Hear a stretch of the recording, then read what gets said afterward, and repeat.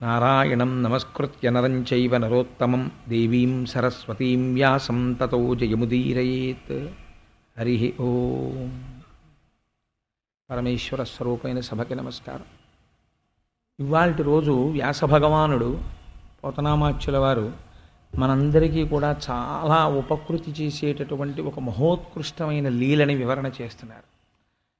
అది చాలా అద్భుతమైనటువంటి లీల. చూడడానికి చాలా చిన్న లీలగా ఉంటుంది, కానీ అంతఃపరిశీలనం చేసుకుంటే నిజంగా మనం ఇలా జీవించినటువంటి జీవితం ఒక జీవితమా అనిపిస్తుంది. అంత ఏహ్యత, అంత సిగ్గు కలిగేటట్టుగా నేను ఎంత అసత్యమైన జీవితాన్ని గడుపుతున్నాను అని మనకు అనిపించేటట్టుగా ఉంటుంది ఆ లీల. ఒకానొక సమయంలో కంసుని పనుపున కృష్ణ భగవానుణ్ణి చంపడం కోసమని ఒక రాక్షసుడు బయలుదేరి వచ్చాడు. ఆయన పేరు బకాసురుడు. బకుడు అంటే కొంగ. ఒక కొంగ రూపంలో వచ్చాడు ఆయన. ఈ పిల్లలందరూ కూడా బృందావనానికి రోజు బయలుదేరి ఎంతో సంతోషంగా వెడుతూ ఉంటారు. కృష్ణుడితో కలిసి వాళ్ళు ఆ గోసంపదతో ఆవులు, దూడలు, ఎద్దులు వీటన్నింటినీ తీసుకుని బయలుదేరారు. పొద్దున్నే బయలుదేరి వీళ్ళందరూ వెడుతున్నటువంటి సమయంలో వాళ్ళకి ఆ బృందావనంలో ఒక పర్వతం ఎంత ఉంటుందో అంత పెద్ద కొంగ కనపడింది. కొంగ కనపడడం అనేటటువంటిది చాలా సాధారణమైన విషయం, కానీ కొంగని పరిశీలనగా గమనిస్తే చాలా ఆశ్చర్యంగా ఉంటుంది. అంత తెల్లగా ఏది ఉండదు. ఆ తెల్లటి కొంగలు భలే గమ్మత్తుగా ఉంటాయి. ఆ పక్షి. పోతన గారు అన్నారు, ఎల్ల పనులు మాని ఏకాగ్రచిత్తుడై మౌని వృత్తి ఇతర మమత విడచి వనములోన నిలచి వనజాక్షుపై దృష్టి చేర్చి బకుడు తపసి చెలువు దాల్చి. ఆయన ఎల్ల పనులు మాని, ఎల్ల పనులు అంటే కర్మ అన్నీ విడిచిపెట్టేసి, ఎవరితో పోలిక వేస్తున్నారో చూడండి. ఎల్ల పనులు మాని ఏకాగ్రచిత్తుడై ఒకే విషయ వస్తువు మీద దృష్టి పెట్టి ధ్యానం చేస్తున్నవాడిలా, మౌని వృత్తి ఇతర మమత విడచి. మౌని అంటే నిశ్శబ్దంగా తాను నోరు విప్పి మాట్లాడితే అది తన స్వస్వరూపమునకు భంగమన్న ఉద్దేశ్యంతో మౌనాన్ని ఆశ్రయించి మహాపురుషులైనటువంటి వారు ఎలా ఉంటారో అలా మౌన వృత్తి ఇతర మమత విడచి, ఇంకా ఏ విధమైన ఆలోచన లేకుండా వనజాక్షుపై దృష్టి, ఆ శ్రీకృష్ణ పరమాత్మ మీదే దృష్టి పెట్టి ఉన్నాడు. చేర్చి బకుడు తపస్సు చెలువు దాల్చే. ఒక తపస్సు చేసేటటువంటి మహాపురుషుడు ఎలా ఉంటాడో అలా నిలబడి ఉన్నాడు. కొంగని మీరు ఎప్పుడైనా చూస్తే చాలా ఆశ్చర్యకరంగా నించుంటుంది. అది ఒక చెరువు ఒడ్డునో ఎక్కడో నిలబడుతుంది. నిలబడినప్పుడు సాధారణంగా ఒంటి కాలు మీద తపస్సు చేసినట్టుగా ఉంటుంది, ఒక్క కాలు మీద నిలబడినట్టుగా ఉంటుంది. అలాంటి రూపంతో ఉంటాయి సాధారణంగా కొంగలు. అది నిమీలిత నేత్రాలతో కళ్ళు మూసుకుని చక్కగా ఉంటుంది. చూడగానే ఎవరైనా సరే ఆ కొంగని నమ్ముతారు. ఇది పరమ సత్వగుణంతో ఉన్నటువంటిది, ఇది ఒకరికి అపకారము చేయనిది అని నమ్ముతారు. అలా ఉంటుంది ఆ కొంగ. కానీ దాని మనస్సులో ఉండేటటువంటి భావన వేరు. నీటిలో నిలబడుతుంది. అలా నిలబడినటువంటి కొంగని తొందరగా చేపలు నమ్ముతాయి. నమ్మి ఆ చేపల పాపం ఇది మన ఏం చేస్తుందిలే, చాలా సత్వగుణ ప్రధానమైనటువంటి జీవి అనుకుని ఆ కాళ్ళ దగ్గర ఎక్కడో తిరుగుతాయి. తిరగగానే అప్పటి వరకు ఏమీ తెలియని దానిలా ఉన్న కొంగ చటుక్కున చేపని తన చంపుటముల యందు ఇరికించుకొని ఎగిరిపోయి ఓ చెట్టు మీద పెట్టుకుని చక్కగా తినేస్తుంది. అలా కృష్ణ పరమాత్మని ఈ గోపాల బాలుర నుంచి వేరు చేస్తే, కృష్ణుణ్ణొక్కడిని నిర్జించగలిగితే మిగిలిన గోపాల బాలురందరూ తమంత తాము ప్రాణములు విడిచిపెట్టేస్తారు. కాబట్టి కృష్ణుణ్ణి చంపాలన్న ఆలోచనతో వచ్చాడు బకుడనబడేటటువంటి రాక్షసుడు. వచ్చి అక్కడ నిలబడ్డాడు. ఈ పిల్లలందరికీ ఒక అలవాటు, ఏది కొత్తది కనపడ్డా కృష్ణుడికి చెప్తారు. కృష్ణ కృష్ణ చూడు ఎంత బాగుందో ఆ కొంగ, ఎంత పెద్ద కొంగో, ఎంత తెల్లగా ఉందో అన్నారు. అనేసరికి నిజమే కొంగ ఎంత బాగుందో అని చూస్తున్నారు పిల్లలందరూ. అలా చూస్తూ ఉండగా చెంచువు దీటి పక్షముల జల్లున విచ్చి కుప్పించి భంబుకై పైకెగసి భీషణ రోషణ వక్తుడై విజృంభించి గరుత్సమీరమున తరులోలికోలగా మించి బకాసురుండుడిసి పట్టెను సహిష్ణుని చిన్ని కృష్ణుని. ఒక్కసారి ఆ పాదాల్ని భూమికేసి తాటించి పైకి లేచి ఆ రెక్కల్ని అల్లారుస్తూ నోరు తెరుస్తూ నోరు మూస్తూ ఆ పెద్ద చంపుటములను తెరుస్తూ ఆకాశం అంతా తిరిగితే గరుత్సమీరమున భిన్నములై తరులోలికూలగా దాని రెక్కల్లోంచి వచ్చినటువంటి ప్రచండమైన వేగముతో కూడిన గాలికి అక్కడ ఉన్నటువంటి చెట్లన్నీ కూడా కొమ్మలు విరిగి కింద పడిపోతున్నాయి. అంత వేగంతో తిరుగుతోంది ఆ పక్షి. అంత పెద్ద పక్షి తిరుగుతుంటే పిల్లలందరూ ఆశ్చర్యంతో ఇలా పైకి చూస్తున్నారు. చటుక్కున పక్షి వచ్చి ఆ కృష్ణ పరమాత్మని తన 2 చంపుటములలో ఇరికించుకుని పక్కకి ఎగిరిపోయి ఓ పర్వత శిఖరం మీద కూర్చుని ఇప్పుడు ఆ కృష్ణుడిని మింగేసింది. మింగేస్తే కృష్ణుడు దాని కంఠంలోకి వెళ్ళిపోయిన తరువాత చిత్రం ఉంటుంది. భగవంతుడు ఎప్పుడూ కూడా తన పట్ల ఆర్తి కలిగిన వారు ఉన్నారా చూస్తాడు. ఇప్పుడు పరమేశ్వరుడు ఒక విషయాన్ని చూశాడు. ధనుజుడు మృంగిన కృష్ణుని కనలేక బలాది బాలక ప్రముఖులచే తనులై వెరగందిరి చెయ్యన ప్రాణములేని ఇంద్రియంబుల పగిదిన్. ఎంత గొప్ప ఉపమానమో చూడండి. నిజంగా అది పోతన గారికే చెల్లింది. ఇంద్రియములు ఉండవా? ఉంటాయి. ప్రాణం పోయిన వాడికి కళ్ళు ఉండవా? చారడేసి కళ్ళు ఉంటాయి. ఒక విచిత్రమైనటువంటి విషయాన్ని ప్రస్తావన చేస్తుంటారు పెద్దలు. ఏంటి, వెనకటికి ఎవరో ఒక ఆయన మరణిస్తే, అంటే ఒక చోట నేను ఎందుకన్నానంటే ఆ మాట ఇంటిని ఉద్దేశించి అనకూడదు కదా అని అలా అన్నాను. సాధారణంగా ఏంటంటే బకెట్లతో వాటితో పోషిస్తూ ఉంటారు నీళ్లు, ఆఖరణ పార్థివ శరీరాన్ని తీసుకెళ్ళిపోయేటప్పుడు. ఒక చిత్రమైన మాట అంటుంటారు పిల్లలు. వాళ్ళు ఆ శవం చుట్టుపక్కల ఉన్నవాళ్ళు, అయ్యయ్యో అంత ధార కింద పోసేయకండి, మా నాన్నగారి కళ్ళల్లోకి నీళ్ళు వెళ్ళిపోతాయి, మా నాన్నగారి చెవుల్లోకి నీళ్ళు వెళ్ళిపోతాయి, మా నాన్నగారి ముక్కులోకి నీళ్ళు వెళ్ళిపోతాయి అంటారు. ప్రాణము వెళ్ళిపోయిన తర్వాత ఇంకా ఆ ఇంద్రియములకు శక్తి ఉంది. ఆ కనుగుడ్డు మీద నీరే పడిపోయినా నిప్పే పడిపోయినా వాటికి ఏం సమస్య ఉండదు. ఇంకా ఒక్కసారి ప్రాణవాయువు శరీరంలోంచి బయటికి, ఇదే ఈశ్వర ప్రజ్ఞ. ఎవరు నిలబెడుతున్నాడు ఆ ప్రాణవాయువుని? ఈశ్వరుడు నిలబెడుతున్నాడు. కృతజ్ఞులమై మనం మరిచినా వాడు మాత్రం లోపలికి బయటికి వెడుతూనే ఉన్నాడు. వాడే ఆగిపోతే ఇంకా ఈ ఇంద్రియములన్నీ ఎక్కడ నిలబడతాయి? కాబట్టి ప్రాణము పోయిన ఇంద్రియములు ఎలా ఉంటాయో కృష్ణుణ్ణి బకుడు మింగేస్తే వీళ్ళు అలా అయిపోయారు. ఎంత గొప్ప ఉపమానం చూడండి. ఇప్పుడు కృష్ణుణ్ణి మింగినట్ట, కృష్ణుడు మింగేస్తే కృష్ణుడు మరణిస్తున్నట్ట, మొత్తం గోపబాలురందరూ మరణిస్తున్నట్ట. ప్రాణం పోయిన తర్వాత ఇంద్రియాలు చచ్చిపోయినట్టే, కాబట్టి అందరూ మరణించినట్టే. కాబట్టి వాళ్ళందరూ కృష్ణుణ్ణి మింగేయగానే ఇంకా గోపబాలురు లేరు, వాళ్ళు ఉండి లేనివారు అయిపోయారు. ఇప్పుడు ఇది అరవాలా, నామం చెప్పాలా, స్తోత్రం చెయ్యాలా, కీర్తన చెయ్యాలా? ఏమీ లేదు, కేవలం మౌనము. కానీ ఇప్పుడు వారి నుండి ఎటువంటి భక్తి ఆవిష్కృతమవుతోంది అంటే ఆయన లేని నాడు మాకు అస్తిత్వమే లేదు. ఇది భగవంతుడి పట్ల వాళ్ళకు ఉన్నటువంటి గౌరవము, ఇది వారికి ఉన్న భక్తి. అంటే కృష్ణుడు భగవంతుడని వాళ్ళకి తెలుసా? తెలియక్కర్లేదు.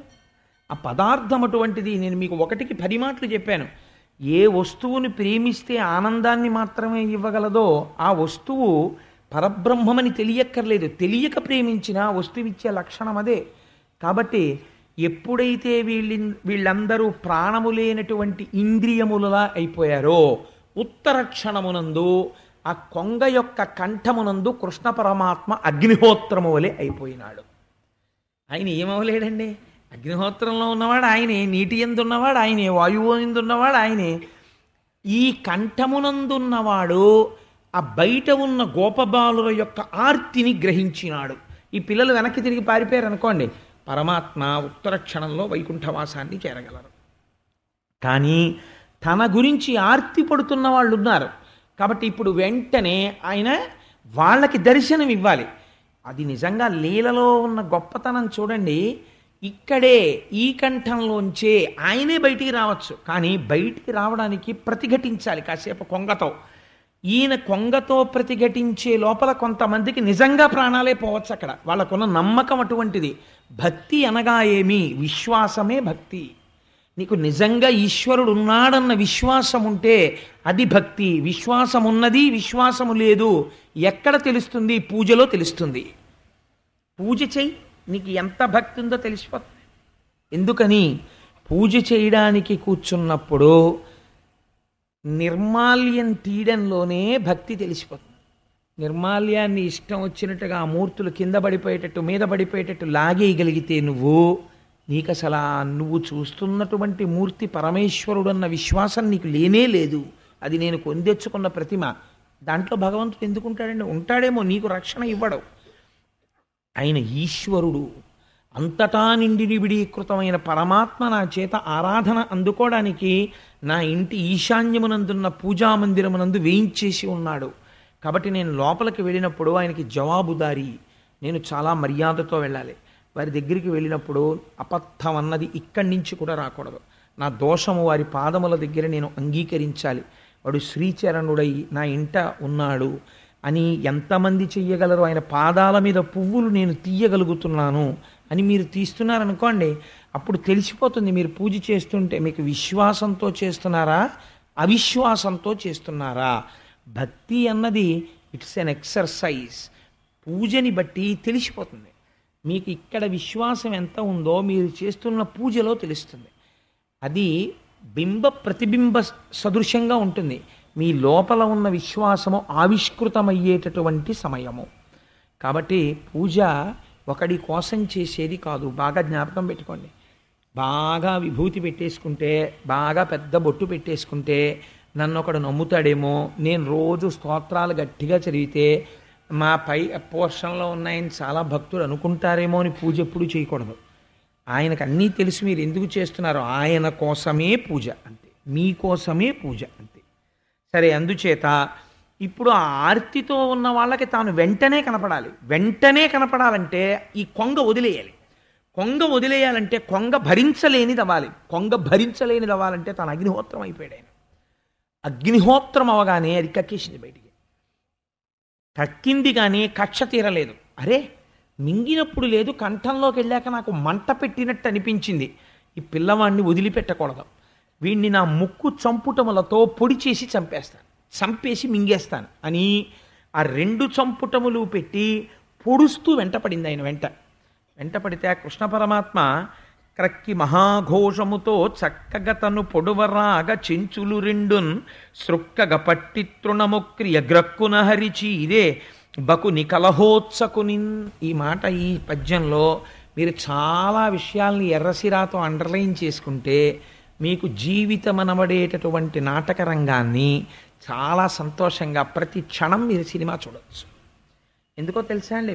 Once you recognise the people, మీరు మనిషిని గుర్తుపట్టేసి లోపల ఈ స్థాయి ఇది అని మీరు నిర్ణయించుకుంటే మీరు ఆ తర్వాత కర్టెన్ మీద సినిమాయే చూడవచ్చు. ఎందుకో నేను ఓ మాట చెప్తాను చూడండి. పోతన గారు ఇందులో ఓ మాట అంటున్నారు. ఆ చంపుటములు పెట్టి కొట్టుకుంటూ వస్తున్నటువంటి ఆ పక్షి ఎవరు? కలహోత్సకునిన్ అంటే దెబ్బలాటకి సిద్ధముగా ఉన్నవాడు. కలహోత్సాహం అంటే ఏంటి? దెబ్బలాటకి సిద్ధపడుతున్నవాడు. వీణ్ణి చంపుటములు 2 చేతులతో పట్టుకుని గడ్డి పరక చీల్చినట్టుగా చీల్చేసి ఆ పక్షిని చంపేశాడు. అంతే ఆ లీల. కానీ ఆ పక్షికి కొంగగానే ఎందుకు రావాలి ఆ రాక్షసుడు? ఒకవేళ వచ్చాడు, వస్తే కృష్ణ పరమాత్మ లోపలికి వెళ్ళి బయటికి ఎందుకు రావాలి? అలా రాకుండా చంపకూడదా? అలా బయటికి వచ్చి ఎందుకు చంపాలి? 3 కలహోత్సకునిన్న బిరుదు ఆ రాక్షసుడికి ఎందుకు వెయ్యాలి? పోతనగారి రచనలో కానీ వ్యాసుడి రచనలో కానీ భాగవతంలో ఒక మర్యాద ఉంటుందండి. మీరు శ్లోకం చదివినప్పుడు కానీ పద్యం చదివినప్పుడు కానీ ఒక విషయాన్ని పట్టుకోవాలి. ఒక్కొక్కసారి వాళ్ళకొక విశేషణం వేస్తారు పోతనగారు కానీ వ్యాసుల వారు కానీ. ఆ విశేషణాన్ని మీరు గట్టిగా పట్టుకుంటే మీకు ఎంత పొంగొచ్చేస్తుందంటే అసలు ఇలా ఎలా చెప్పగలిగారు ఆయన అనిపిస్తుంది. మీకు చాలా గొప్పగా అనిపిస్తుంది. మీకు ఒక సినిమా కనపడుతుంది తెర మీద. ఇప్పుడు మీరు అన్వయం చేయండి. ఈ వచ్చినటువంటి బకుడు అన్న రాక్షసుడు ఎక్కడో ఉండడు. ఆ రాక్షసుడు ఎవరో తెలుసా అండి? ఇక్కడ ఉంటాడు. ఆయన పేరు దంభము. దంభము అంటే ఏమిటో తెలుసా? పైకి ఒకలా కనపడుతూ లోపల ఒకలా ఉండుట. లోపల తానేదనుకుంటున్నాడో అది పైకి కనీసం మిత్రుడి దగ్గర చెప్పాలి, అరమరిక లేకుండా. అలా చెప్పలేకపోతే అది మంచి మాట కావచ్చు, ఇంకొకటి కావచ్చు, అలా చెప్పగలిగిన ధైర్యము లేకపోతే, అలా మాట్లాడలేకపోతే దంభము లోపల ప్రవేశించినట్టు. ఈ దంభమును మీరు నిగ్రహించలేరు, అది పెరుగుతుంది. రామకృష్ణ పరమహంస ఒక ఆఖ్యానం చెప్తారు, దంభం మనిషిని తిరిగి తీసుకెడుతుందో. ఒకానొకప్పుడు ఒక అరణ్యంలో ఒక నక్క పరిగెడుతూ పరిగెడుతూ వెళ్ళి సాకలి వాళ్ళు పెట్టినటువంటి నీలిమందు గోనలో పడిపోయింది. పడిపోయి నీలిమందు గోనలోంచి బయటకు వచ్చింది. అది ఎందుకు వెళ్ళింది అసలు ఏటి ఒడ్డుకి? నీళ్లు తాగడానికి. అది వెళ్ళి ఏటిలో నీళ్లు తాగుదామని నోరు పెట్టింది. నోరు పెట్టేటప్పటికి ఒక నీలి నక్క ఒకటి కనపడింది దానికి. అది అనుకుంది, ఓహో, సృష్టిలో ఇప్పటి వరకు నాలాంటి రూపం లేదు, నీలిమందులో కదా పడ్డాను, నా ఒళ్ళంతా నీలం అయిపోయింది. కాబట్టి ఇప్పుడు నన్ను చూసి మిగిలిన ప్రాణులు ఏమనుకుంటాయో చూద్దాం, ఏట్లో దిగద్దని అది అరణ్యంలోకి వెళ్ళింది. ఈ నీలం నక్కని చూడగానే మిగిలిన నక్కలు పారిపోయాయి, పెద్ద పుల్లు పారిపోయాయి, ఏనుగులు పారిపోతున్నాయి, సింహాలు వచ్చాయి. ఎందుకు అలా పరిగెడుతున్నారు మీరందరూ అని అడిగాయి. అరణ్యంలో పుట్టి బుద్ధిరిగి ఇప్పటి వరకు మనం చూడని ప్రాణి ఒకటి వచ్చింది. అది అసలు మనం ఎప్పుడూ చూడలేదు, అటువంటి రంగుతో ఉంది, అది ఏం చెయ్యగలదో అని మేము పారిపోతున్నాం అన్నాయి. అంటే సింహం అంది, నాకన్నా గొప్ప ప్రాణి ప్రపంచంలో లేదు, కాబట్టి మీరు భయపడకండి, రండి నాతో అంది. అన్నీ కలిసి ఈ నీలం రంగులో ఉన్న నక్క దగ్గరికి వచ్చాయి. పైన ఉన్నటువంటి రంగు చూసి, రూపాన్ని చూసి సింహానికి కూడా భయం వేసింది. ఏమిటంటే ఇలాంటిది ఎప్పుడు నేను చూడలేదు, ఇలా ఉంది ఏమిటని. సింహం వెంటనే బాణీ మార్చింది, ఇప్పటి వరకు నాకు తెలిసి నేనే పరాక్రమం ఉన్న ప్రాణిని, నాకన్నా మీరు చాలా పరాక్రమం ఉన్న ప్రాణి ఏమో అని అనుకుంటున్నాను, ఎందుకంటే నేను చూడలేదు, నేను బలాబలములను నిర్ణయించడానికి, కాబట్టి మీరు అటువంటి ప్రాణ, నన్ను కూడా గెలవగలిగిన వారా అంది. ఇది నోరు విప్పిందనుకోండి, సింహం పసిగడుతుంది నక్కని. ఇది అనుకుంది లోపల, ఎంత అదృష్టం, నీలిమందు గోనలో పడ్డాను, సింహం నన్ను చూసి నాకన్నా మీరు శౌర్యవంతులా అని అడుగుతోంది. కాసేపు ఏమీ మాట్లాడకుండా తల ఇలా అంటే సింహం భయపడుతుంది ఖచ్చితంగా, మిగిలి పరిగెత్తే కదా, భయపడుతుందని అంది. అంటే సింహం అంది, అయ్యా అయితే ఉత్తర క్షణం మిమ్మల్ని రాజుగా పట్టాభిషేకం చేస్తున్నాను, నా పదవికి రాజీనామా చేసేసాను, ఇంక నుంచి మీరే మమ్మల్ని పరిపాలించుదురుగాక అంది. అలాగేనని అప్పటి నుంచి నక్క చక్కగా సింహాసనం మీద కూర్చుని సింహం వేటాడి తెచ్చినటువంటి ఏనుగుల కుంభస్థలాల మాంసం తింటోంది. తింటూ ఒక గుహలో పడుకుని ఉంటుంది. ఎక్కువ దర్శనం ఇవ్వదు ఎవరికి, ఎప్పుడో ఒకసారి దర్శనం ఇస్తుంటుంది. అలా కాలం గడిపేస్తోంది. లోపల మాత్రం బెరుకే. ఎందుకని? నోరు విప్పి ఎక్కువ మాట్లాడినా, ఎక్కువ నడిచినా, ఎక్కువ పరిగెత్తినా, రంగు వెలిసిపోయినా దీని బతుకైపోయినట్టే. సింహం ఏమే నీకా, నేను ఇన్ని తెచ్చానని అడుగుతుంది. అందుకని పైకి తాను అలాగే ఉండాలి, లోపల తానెవరో తనకి తెలుసు. కాబట్టి ఇలా ఉంది. ఒకనాడు కొన్ని ప్రాణుల్ని తీసుకుని పెద్ద మహారాజా వారు వెళ్ళినట్టు అరణ్యంలోకి విహారయాత్రకు వెళ్ళింది. దాని కర్మ కొద్దీ హోర్న వర్షం పడింది. వర్షం పడేటప్పటికి దీని ఒంటికున్న నీలి రంగు వదిలేసింది. వదిలేయగానే నక్కలు చూసి, ఓసి తుంటరి నక్క నువ్వా అన్నాయి. ఈ వార్త సింహానికి తెలిసింది. ఆ తర్వాత ఇంక నేను చెప్పక్కర్లేదు. కాబట్టి దంభము ఏం చేస్తుంది అంటే చిట్ట చివరికి తననే సంహరిస్తుంది. ఈ దంభము పైకి ఒకలా కనపడుతుంది, లోపల ఒకలా ఉంచుతుంది. ఇది ప్రతి క్షణం వెన్నంటి వస్తూనే ఉంటుంది. మీరు చూడండి, మనస్సుకి ఒక లక్షణం ఉంటుంది, దాన్ని ప్రయత్నపూర్వకంగా గెలవాలి. ఇంగ్లీష్లో ప్రిజుడీస్ అంటారు. ఇప్పుడు ఎవరో వస్తున్నారనుకోండి, వారిని చూడగానే నాకు అనుమానం వస్తుంది, అయ్యోయ్ జాగ్రత్తగా ఉండాలి రోయ్, మనం ఈయనతో మనిషిని చూస్తే అనుమానంగా ఉందంటాడు. ఆయన మహాపురుషుడై ఉండొచ్చు, నీకు ఎందుకు అలా అనిపించాలి? కాబట్టి మనస్సుని తెల్లటి వస్త్రంలా, తెల్ల కాగితంలా ఉంచుకుని తొందరపడి నిర్ణయాలకి రాకుండా, ఇక్కడ ఏదుందో దాన్ని మధురమైనటువంటి మాటతో చెప్పి కార్యక్రమాన్ని దిద్దగలిగినటువంటి సమర్థత ఉండాలి తప్ప ప్రతి క్షణం లోపలొకటి పైకొకటి, లోపలొకటి పైకొకటి, లోపలొకటి పైకొకటి ఉంటున్నాం అనుకో, అది దంభం, మహాపాప కార్యం. ఇది ఏం చేస్తుందంటే, ఈ పరిస్థితికి అలవాటు పడిపోతే పైకి ఒకలా ఉంటాడు, లోపల మాత్రం ఒకలా ఉంటాడు. ఈ లోపల ఉన్న తత్వాన్ని చూసేవాడు ఒక్కడే ఉంటాడు, వాడు ఈశ్వరుడు, వాడు కనిపెడుతుంటాడు. లోకం నిన్ను కనిపెట్టలేదని నువ్వు అనుకుంటున్నావు, కానీ ఈశ్వరుడు కనిపెడుతున్నాడు. ఈశ్వరుడే దెబ్బ కొట్టిన నాడు నువ్వు ఇంకా నడుమెత్తలేవు. ఆ స్థితి తెచ్చుకోకూడదు. లోపల ఎలా ఉన్నావో పైకి అలాగే ఉండడానికి కనీసం కొంత ప్రయత్నం ప్రారంభం చెయ్యాలి. అది మనం చెయ్యలేము. కాబట్టి ఏం చెయ్యాలి అంటే, ఈ దంభమునకుండే లక్షణం ఏమిటంటే అది సత్యముగా ఉండడాన్ని అంగీకరించదు. సత్యమే ఈశ్వరుడు, సత్యమును గ్రసిస్తుంది. అది సత్యం అంటే కృష్ణుడిని తినేస్తానంటుంది. కానీ ఇప్పుడు కృష్ణుడు ఆ సత్యము లోపల ఉండాలంటే, పైన లోపల ఒకేలా ఉండాలంటే మన వల్ల కాదు. మనం ఏం చెయ్యాలి? ఎప్పటికప్పుడు లోపల ఎలా ఉన్నామో పైన అలా ఉండే ప్రయత్నం మీరు మొదలు పెడితే కష్టం. మీకు తెలియకుండానే దంభానికి వశులవుతారు. కాబట్టి ఏం చేయాలంటే భగవంతుని యొక్క స్మరణ చేస్తూ ఉండాలి. కృష్ణ కృష్ణ కృష్ణ, గోవింద, నారాయణ, ముకుంద, శివ, మహేశ్వర అని లోపల అనుకుంటున్నారు అనుకోండి. ఈ నామము ఏం చేస్తుందంటే మనస్సుని నిరంతర ప్రక్షాళనం చేస్తుంటుంది, అస్తమానం తుడిచేస్తుంటుంది. చాలా గమ్మత్తైనటువంటి ప్రాణులు ఉంటాయి ప్రపంచంలో. అవి చాలా అశుభ్రమైనటువంటి వాటి మీద వాళ్తాయి, కానీ వాటికి మాత్రం ఏ అంటు రోగం రాదు. అవి అంటు రోగాలు తీసుకొస్తాయి. మీరు ఈగ చూడండి, ఇలా ఇలా తుడిచేసుకుంటూ ఉంటుంది ఎప్పుడు. అందుకే రామకృష్ణ పరమహంస అంటారు, నీవు జీవితంలో బాగుపడాలంటే నేను కొన్నిటిని చెప్తాను, వాటిని ఆదర్శంగా పెట్టుకో చాలు. ఇంకా నీకు అసలు నిజంగా ఇంతకన్నా ఆదర్శవంతమైనవి నీకు ప్రపంచంలో అక్కర్లేదు అంటారు. ఏవి? ఒకటి చీమని నువ్వు ఆదర్శంగా తీసుకో. ఎలా? ఇంత పంచదార ఇంత ఇసక కలిపేసి తీసుకొచ్చి అక్కడ పోసేస్తే పంచదార రేణువులన్నీ ఏరి తీసుకెళ్ళిపోయి ఇసకనంతటినీ వదిలేస్తుంది చీమ. ఈ జగత్తులో సారవంతమైన విషయమును గ్రహించి అసారవంతమైన విషయమును విడిచిపెట్టడం నేర్చుకో. పదిలం చేసుకో లోపల, ఇది నేర్చుకో. 2, బాతులా బ్రతుకు. బాతు తెల్లగా ఉంటుంది. ఎక్కడ ఉంటుంది? బురదలో ఉంటుంది. ఆ బాతు మీదకి బురద చుక్కొచ్చి పడుతుంది. వెంటనే మీరు ఎప్పుడైనా బాతుని చూడండి, చిత్రంగా ఉంటుంది అంటుంది, అనగానే టకటకలాడుతుంది శరీరం. ఆ బాతు మీద ఉన్న బురద చుక్క కిందకి జారిపోతుంది.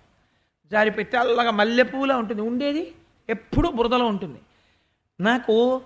నేనండి ఇలా అయిపోవడానికి కారణం, నేను ఫలానా వాళ్ళతో తిరిగాను, నా కంపెనీ మంచిది కాదు, నేను అలాంటి వాళ్ళతో ఉన్నాను అని అనకూడదు. బాతు బురదలో ఉండి బురద అంటలా నీకెందుకు అంటుతోంది? నువ్విక్కడ స్వచ్ఛంగా ఉంటే నువ్వు ఇతరుల్ని మార్చగలవేమో, ఇతరులు నిన్ను మార్చలేరు. నీ దగ్గర ధీశక్తి లేదు. నీది పిరికి మనస్సు. నువ్వు తొందరగా వశుడవైపోతావు దుర్గుణములకు. అంటే నీ మనస్సు బలహీనం. దాన్ని పదిలము చేసుకోవడం మానేసి, శక్తివంతము చేయడం మానేసి, చీడాపీడ తొలగించడం మానేసి ఇతరుల యందు దోషమును ఆరోపిస్తున్నావు నువ్వు పాడవడానికి. అది నీ ఇంకొక పెద్ద దోషం. కాబట్టి నువ్వు ఎలా ఉండాలి? బాతులా ఉండడం నేర్చుకో, హంసలా ఉండడం నేర్చుకో. హంస పాలని నీటిని కలిపి పెడితే పాలు తీసుకుని నీరు విడిచిపెడుతుంది. జగత్తు యందు బ్రహ్మమును దర్శనం చేసి జగత్తుని విడిచిపెట్టడం అలవాటు చేసుకో. నువ్వు ఈ 3 అలవాటు చేసుకుంటే నీకు ఇంకింతకన్నా గొప్ప విషయం అక్కర్లేదు. గురువు దగ్గరికి వెళ్ళేటప్పుడు సద్గురువు దగ్గరికి వెళ్ళు. నోరు విప్పితే అప్పటికది కఠినంగా ఉండొచ్చేమో, కానీ ఆయన నోటి వెంట వచ్చిన మాట తప్పకుండా నిన్ను ఉద్ధరించగలిగినదే. ఆయన సదుద్దేశ్యముతో మాట్లాడతాడు. అటువంటి గురువు దగ్గరికి వెళ్ళు. పరమహంస ఓ మాట అంటారు. ఆయన ఒకసారి ఒక బిల్వవనంలోకి వెడుతుంటే ఒక కప్ప అరుస్తోంది. ఆ కప్ప అరిచింది. అయ్యో పాపం, కప్ప ఏదో చాలా బాధలో ఉంది, చీకట్లో ఎక్కడో అంత అరుస్తోంది అనుకుని ఆయన వెళ్ళిపోయారు. మళ్ళీ తిరిగి వస్తున్నారు. తిరిగి వస్తుంటే శిష్యుడితోటి మళ్ళీ కప్ప అరుస్తూనే ఉంది. ఏమిటి కప్ప ఇంత ఆర్తితో అరుస్తోంది? దీపం పట్టరమ్మని చూశారు. చూస్తే ఒక బురదపాం తను మింగలేనంత పెద్ద కప్పని పట్టుకుంది. పరమహంస అన్నారు, యోగ్యుడు కాని గురువు చేతిలో పడిన శిష్యుల్లా ఉంది కప్ప అన్నారు. అదేమిటి అన్నారు శిష్యులు. అది త్రాచుపాం అయి ఉంటే ఈ కప్ప చచ్చిపోను, అది బురదపాం కాకపోతే కప్ప వెళ్ళిపోను. అది వదలదు, సంపదు. గురువు అవతల వాడిని ఉద్ధరించడు, వదిలిపెడితే శపిస్తానంటాడు. బురదపాము లాంటి గురువు దగ్గరికి వెళ్ళకు. బురదపాము నోట పడ్డ కప్పలా పాడైపోతావు. ఈశ్వరుడు యందు మాత్రమే మమేక బుద్ధి కలిగినటువంటి గురువులను ఆశ్రయించు అని రామకృష్ణ పరమహంస నోరి విప్పితే మహానుభావుడు దంభము ఎలా ఉంటుందో బురదపావుకి త్రాచుపావుకి చెప్పారైన మహానుభావుడు. అందుకే నాకు ఆ పరమహంస అంటే నిన్న చెప్పాను కదా, నాకు చాలా ప్రాణాలని, అందులో అదొకటి. అందుచేత ఎంత గొప్పగా చెప్తారో చూడండి. కాబట్టి ఆ దంభమును మీరు ప్రయత్నపూర్వకముగా మీరు కాదనలేరు, దంభమును తప్పించుకోలేరు. కానీ ఆ దంభమును తప్పించుకోవడానికి చెయ్యవలసింది గోపాల బాలురు ఏం చేశారు? కృష్ణ కృష్ణ కృష్ణ అన్నారు. కృష్ణుడు లేకపోతే ప్రాణము లేని ఇంద్రియముల వలె అయిపోయారు. కాబట్టి దంభమన్నది ఉంటే చేసేది ఏమిటంటే సత్యాన్ని మింగుతుంది. అందుకని కృష్ణుడు మింగబడాలి ముందు. ఆర్తి చెందేవాడు ఉంటే అగ్నిహోత్రమై బయటికి రావాలి, దంభాన్ని చీల్చాలి. చీలిస్తే ఇప్పుడు కృష్ణుడు ఎవరికి దక్కాడు? గోపాల బాలురకు దక్కాడు.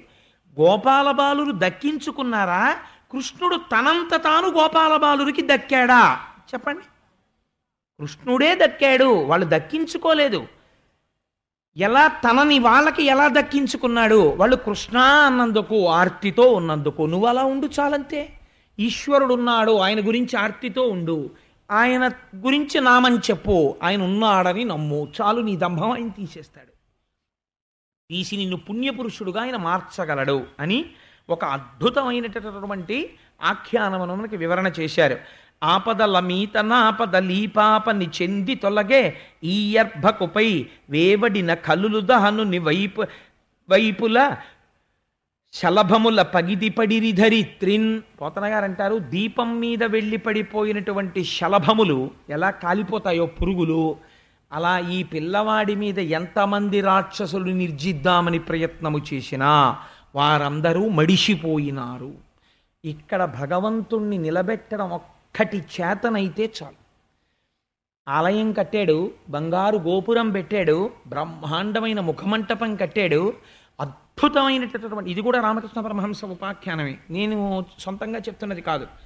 బ్రహ్మాండమైన 10 ఎకరాల స్థలంలో దేవాలయం కట్టాడు, మెయిన్ గేటు పెట్టాడు, చోటు కాంపౌండ్ వాల్ పెట్టాడు, ధ్వజస్తంభం పెట్టేశాడు, నందీశ్వరుణ్ణో గరుడ వాహనాన్నో తీసుకొచ్చాడు పెట్టేశాడు, దేవాలయానికి గొప్ప తలుపులు చేయించాడు, గడియలు చేయించాడు, అన్నీ చేయించేశాడు. మంచి ఉత్సవం రోజు భీష్మ ఏకాదశి. అటువంటి రోజున ఒక ఆయన ఆ గుడిలోకి వచ్చి మంటపానికి 4 వైపులా 4 మనుషుల్ని పెట్టి శంఖాలు పూరింపించాడు.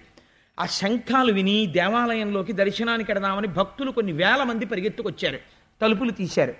లోపల చూసి అన్నారు, ధూర్తుడా, ఇది ఈశ్వరుడు లేని ఆలయము, దీనికి యోగ్యత లేదు, దర్శనీయము కాదు. ఎందుచేత? ఆలయం ఎంత ఉంటే ఎవరికి కావాలి? ఈశ్వరుడేడి? అందులో ప్రతిష్ఠ జరిగిన మూర్తి ఏరి? ప్రతిష్ఠ జరిగిన మూర్తి లేనప్పుడు అది ఒక కట్టడమేమో, అది ఆలయము కాదు. నీకు ఎంత ఐశ్వర్యం ఉంటే ఎవరికి కావాలి? ఎంత పాండిత్యం ఉంటే ఎవరికి కావాలి? నువ్వు ఎంత పొడుగ్గా ఉంటే ఎవరికి కావాలి? ఎంత తెల్లగా ఉంటే ఎవరికి కావాలి? ఎంత గొప్ప బట్ట కట్టుకుంటే ఎవరికి కావాలి? నువ్వు ఎన్ని చెప్పగలిగితే ఎవరికి కావాలి? నువ్వు ఇక్కడ ఈశ్వరుణ్ణి నిలబెట్టగలిగావా? నిలబడతాడు ఈశ్వరుడు. ఎంతసేపు నిలబడతాడు? దుర్వాసన రాకపోతే నిలబడతాడు. ఏది దుర్వాసన అంటే ఇదిగో ఈ దంభము మొదలైనటువంటివి రానంతసేపు. వాణ్ణి ఇక్కడ నువ్వు నిలబెట్టగలిగితే, ఆసురీ గుణములు ప్రవేశించే ప్రయత్నం చేసినా లోపలికి నామం పట్టుకుని వాణ్ణి ఇక్కడ నిలబెట్టావు కాబట్టి అవి మడిసిపోయి రాలిపోయి నువ్వెప్పుడూ పవిత్రమై ఉండిపోతావు. ఒక్కసారి పరమశివుని యొక్క తల మీద పడింది గంగ, పడి భవాంగ పతితంతో ఎం పవిత్రమితి పస్పృశు, పరమ పవిత్రమైపోయి ప్రవహించింది. ఆ తర్వాత అందులో శవాలు పడ్డాయి. ఆ తర్వాత అందులో ఘాట్స్ నిండా శవాల్ని కాల్చి బూడిద కలిపారు. ఆ పైన ఘాట్లో శవాన్ని కాల్చి నిమజ్జనం చేసేస్తారు ఆ బూడిద. ఇక్కడే ఒకడు మూలుగుతోంది గంగ. శంకరుడు యొక్క మూర్ధన్య స్థానములకు తగిలి, శరీరములకు తగిలి కింద పడింది. అందులో ఇంకా తర్వాత ఎన్ని పడుతున్నది పవిత్రమే. ఇక్కడ ఈశ్వరుణ్ణి నిలబెట్టడం నీకు అలవాటైపోతే లోపలికి ఆసురీ గుణములు ప్రవేశించే ప్రయత్నం చేసినా ఈశ్వరుణ్ణి చూసి బయటికి పోయినట్టు, వెంటనే లోపల తేజోవంతమైన మూర్తిని చూసి ఆసురీ గుణములు వెనక్కి పారిపోతాయి. అంతే, లోపలికి ప్రవేశించలేవు, అవి కూర్చోలేవు. కాబట్టి గోపాలబాలురుడు కృష్ణుడి గురించి ఆర్తి చెందినట్టు మనుష్య జన్మలోకి వచ్చావు కనుక నువ్వు భగవంతుడి గురించి ఆర్తి చెందడం నేర్చుకో. ఇది వేరొకరి యొక్క ప్రబోధము చేత వచ్చేది కాదు. నీ ఎంత నువ్వుగా పరిశీలనము చేసుకోవాలి. చేసుకుని భగవంతుడి గురించి ఆర్తి భక్తి అలవాటు చేసుకోవాలి. అది మాత్రమే రక్షించగలదు, అన్యములు రక్షించలేవు. కాబట్టి అలా ఆనాడు ఆ బకాసుర వృత్తాంతమనందు భగవానుడు రక్షించినటువంటి ఒక మహోత్కృష్టమైన ఆఖ్యానాన్ని ఆవిష్కరించి ఒకానొక నాడు కృష్ణ పరమాత్మ పిల్లలందరితో కలిసి వెనక్కి తిరిగి వెళ్ళిపోతుంటే ఆయనకు ఒక ఊహ వచ్చింది. రేపటి రోజున మనందరం కలిసి వనభోజనాలకు బయలుదేరదాం. కాబట్టి పిల్లలారా, మీ అందరూ కూడా ప్రొద్దున్నే బయలుదేరేటప్పుడు చక్కగా చిక్కాలు పట్టుకొని అందులో మీకు ఇష్టమైనటువంటి మధురమైన పదార్థాలు పట్టుకొని ఆ చిక్కాలకి తగిలించుకుని రండి, మనందరం కలిసి వెడదాం. అరణ్యంలోకి వెళ్ళి కూర్చుని అందరం కలిసి ఆ తెచ్చుకున్నటువంటి చల్దులు ఆరగిద్దాం. అదే వనభోజనం అంటే. కాబట్టి బయలుదేరదాన్ని రండి అన్నారు. కృష్ణుడు ఎంత చెప్తే పిల్లలకంత, వాళ్ళందరికీ పరమ సంతోషం కలిగిపోయి వాళ్ళందరూ సరే మనం వనభోజనానికి వెడదామన్నారు. ఈ పిల్లలందరూ వనభోజనానికి వెడుతున్నారు కదా, కొంచెం వాళ్ళకి ఇంట్లో ఉన్న మంచి మంచి వస్తువులన్నీ తీసుకున్నారు. పోతన గారు దాని మీద ఎంత గజ్జిచ్చారోనండి, నిపజ్యాలు ఇచ్చారో. నిజంగా వాళ్ళకి అమ్మ బంగారు ఆభరణములు పెట్టింది, బంగారు గొలుసులేసింది, బంగారు గాజులేసింది, కంకణాలు పెట్టారు. ఇన్ని పెట్టినా వాళ్ళు ఇలా అడవిలోకి వెళ్ళారట ఆవుల్ని దూడల్ని తీసుకుని. వెళ్ళగానే వాళ్ళకి ఏమిటో తెలుసా అండి, ఊహ ఒక్కటే వాళ్ళకి తెలిసింది. కృష్ణుడు ముందు లేస్తాడు, బయటికి వస్తాడు ఆ బృందావనంలో. వచ్చి తన కొమ్ము బూర చేత్తో పట్టుకుని ఊదుతూ తిరుగుతాడు. అలా కాసేపు తిరగగానే కృష్ణుడి కొమ్ము బూర వినపడగానే ఆ కృష్ణుడు లేచిపోయాడు, మేము వెళ్ళిపోవాలి, కృష్ణుడు బయలుదేరిపోతున్నాడు అని వాళ్ళందరూ బయలుదేరిపోతారు అంతే. ఆ కృష్ణుడు ఎటు వెళ్ళిపోతారు వాళ్ళందరూ. కాబట్టి వీళ్ళందరూ కలిసి బయలుదేరిపోయారు.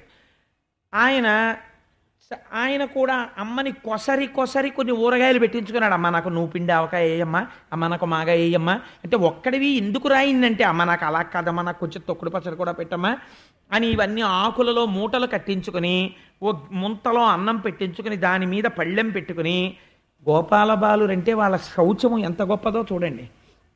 వాళ్ళు స్నానం పొద్దున్న కూడా చేయరు, సాయంకాలం వచ్చి చేస్తూ ఉంటారు దూడల్ని దోలుకొచ్చి. కాబట్టి వాళ్ళు కాలకృత్యాలు తీర్చేసుకుని ఓ కర్రకి వెనకాతల చిక్కం కట్టుకుని ఆ చిక్కంలో ఈ పచ్చడి ముద్దలు, ఈ పెరుగు ముద్దలు, ఆ అన్నం అన్నీ పెట్టుకుని కృష్ణుడు పిలిచాడు. సంతోషంగా అందరి దగ్గర ఒక కొమ్ము బోరు ఉంటుంది, ఒక వేణు ఉంటుంది, ఒక కర్ర ఉంటుంది. ఈ చిక్కం కింద పెట్టేస్తారు, ఆ కర్రతో తోలుతుంటారు దూడల్ని. ఈ దూడలన్నిటినీ విప్పుకొని ముందు ఆవులు దూడలు వెళ్ళిపోతున్నాయి, వెనక వీళ్ళు వెళ్ళిపోతున్నారు. ఇందులో కొన్ని ఆవుల్ని మరలుస్తారు, ఆ ఆవులు పరిగెడుతుంటాయి, వెనక వీళ్ళు పరిగెడుతుంటారు. ఎంత ఆశ్చర్యంగా పరిగెత్తేవారంటేట, వాళ్ళు పందాలు వేసుకునేవారట. కృష్ణుడు అనేవాట, ఒరే అదిగో అక్కడి నుంచి చూసారా పక్షుల గుంపు వస్తోంది. ఇప్పుడంటే ఎక్కడ కనపడుతున్నాయండి, నిజంగా అలా వచ్చేసి ఆ పక్షుల గుంపులు అలాగా ఒకే గుంపు ఇలా పెద్ద తోరణం కింద వెళ్ళిపోయేవి ఆకాశంలో పొద్దున్న లేచి. అలాగే సాయంకాలం మళ్ళీ అలాగే వచ్చేసేవి. దేవులపల్లి కృష్ణశాస్త్రి గారు ఎంత అనుభవించాడో, మహానుభావుడు, భావుకుడు. కాబట్టి పక్షుల గుంపులు బారులు అవిగో అంటాడు ఒక పాటలో. నిజంగా ఎంత గొప్ప పాటలండి ఆ పాటలు. సరే, ఇప్పుడు మళ్ళీ నేను అందులోకి వెళ్తే మళ్ళీ అదో స్పృహ ఎందుకు వచ్చింది. కానీ నిజంగా అలా సాయంకాలం కూర్చుని ఆ తెల్లటి పక్షులు బారే వేళ పిల్లల్ని బయటికి తీసుకెళ్ళకండి అని చెప్పి పిల్లల్ని లోపలికి తీసుకెళ్ళిపోతుండేవారు, పసిపిల్లల్ని. ఆ పక్షులన్నీ అలా వెళ్ళిపోతుంటే పొద్దున్నే బాలభానుడు ప్రకాశంలో వాటి నీడ బాగా పెద్దది పడుతుంది. ఈ పిల్లలట పందెం వేసుకునేవారట, అదిగో ఒరే పక్షుల గుంపు వచ్చేస్తుంది.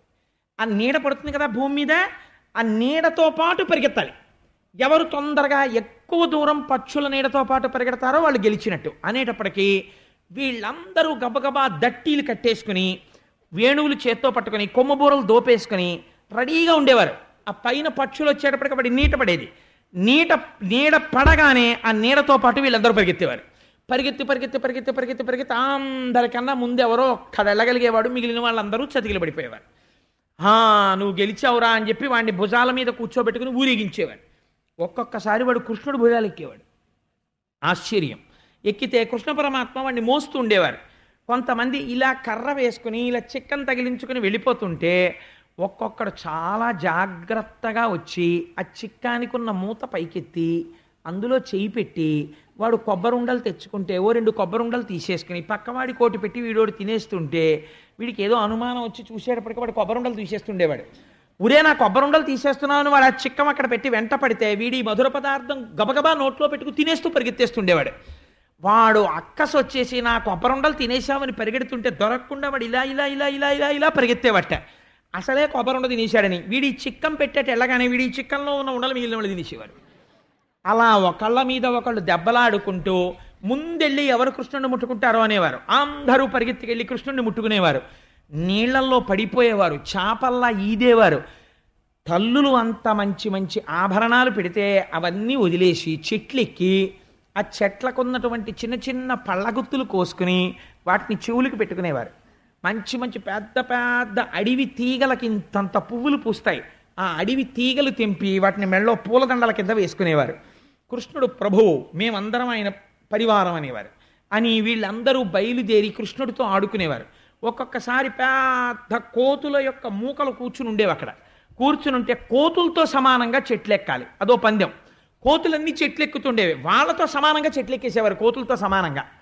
ఇలా వాళ్ళు వాడని ఆటలు లేవు.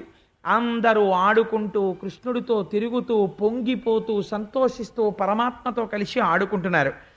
ఇలా ఆడుకుంటుంటే దేవతలను కూడా భయపెట్టగలిగినటువంటి రక్కసుడు ఉన్నాడు. వాడు ఎంత చిత్రమైన వాడంటే నిజంగా పోతన గారికే చెల్లిందండి మహానుభావుడి ఆంధ్రీకరణ. వ్యాసుల వారు అన్నారు సంస్కృత మూలంలో అఘాసురుడు అన్నారు. అఘము అంటే పాపము, అఘాసురుడు అంటే పోతన గారు ఏమని ఆంధ్రీకరించారంటే పాపపు రక్కసుడు అని ఆంధ్రీకరించారు. కాబట్టి ఇప్పుడు ఆయన అనుకున్నట్ట ఆయన బకాసురుడు యొక్క సోదరుడు. నా సోదరుడైనటువంటి బకాసురుణ్ణి కృష్ణుడు నిర్జించాడు. కాబట్టి గోపాల బాలురందరికీ కూడా ప్రాణ సమానుడైన వాడెవరు? కృష్ణుడు. కాబట్టి ఈ కృష్ణుణ్ణి చంపేస్తాను, కృష్ణుణ్ణి తినేస్తాను. జాపిరము లేక ఇప్పుడు గోపుల గోపాల సుతుల కృష్ణుని తోడన్ గీపెట్టగ మింగెదన్నని పాపపు రక్కసుడు త్రోవపడియుండె నృపా. పోతన గారు అన్నారు ఈ రాక్షసుణ్ణి చూస్తే దేవతలు కూడా భయపడతారు అన్నారు. అలాంటి రాక్షసుడు అఘాసురుడు పాపపు రక్కసుడు వచ్చి పడుకున్నాడు అట్టంగా. ఆ పడుకున్నవాడు ఎలా పడుకున్నాడు? కొండ చిలవ రూపంలో పడుకున్నాడు. ఇది మీరు చాలా జాగ్రత్తగా వినవలసినటువంటి అంశం. కొండ చిలవ తను వెంటాడి వెంటాడి ఏ ప్రాణిని చంపదు. దానికో గమ్మత్తైనటువంటి స్థితి ఉంటుంది. అది పెద్ద నోరు తెరుస్తుంది. తెలిసో తెలియకో అలా వెడుతున్నటువంటి ప్రాణి ఏదైనా కనపడింది అనుకోండి, దాని పక్క నుంచి వెళ్ళిపోతుంది అనుకోండి, అది చక్కగా ఓ పెద్ద రాయిలాగో మానులాగో పడుకుంటుంది. పడుకుంటే లేకపోతే ఓ చెట్టుకి చుట్టుకుని ఇలా కిందకి వేలాడుతూ ఉంటుంది, ఓ తీగలాగా. ఏదో పందో ఏదో ఒకటి అలా పరిగెడుతుంటుందో దున్నపోతో ఉంటే టక్కన పట్టుకుంటుంది. పట్టుకుని ఇంకక్కడి నుంచి అది మింగడం కూడా గమ్మత్తుగా మింగుతుంది బలిలాగే. మెల్లమెల్లగా మెల్లమెల్లగా కోరలలో ఉన్న విషాన్ని బాగా ఎక్కిస్తుంది. గింజుకుని గింజుకుని గింజుకుని ఆ ప్రాణములు వదిలిపెట్టాక అప్పుడు గుటుక్కుని మింగేస్తుంది. దానికి పళ్ళతో నవలడం ఈ ప్రక్రియ ఏం ఉండదు కొండ చిలవకి. అది పట్టిందంటే మింగేయడమే. కొండ చిలవ మింగేస్తే చిత్రం ఏమిటంటే అది వెంటనే ఏ చెట్టుకో చుట్టుకున్నప్పుడు లోపల ఉన్న ప్రాణి విరిగిపోతుంది శుభ్రంగా. అలాగే జీర్ణం చేసేసుకుంటుంది.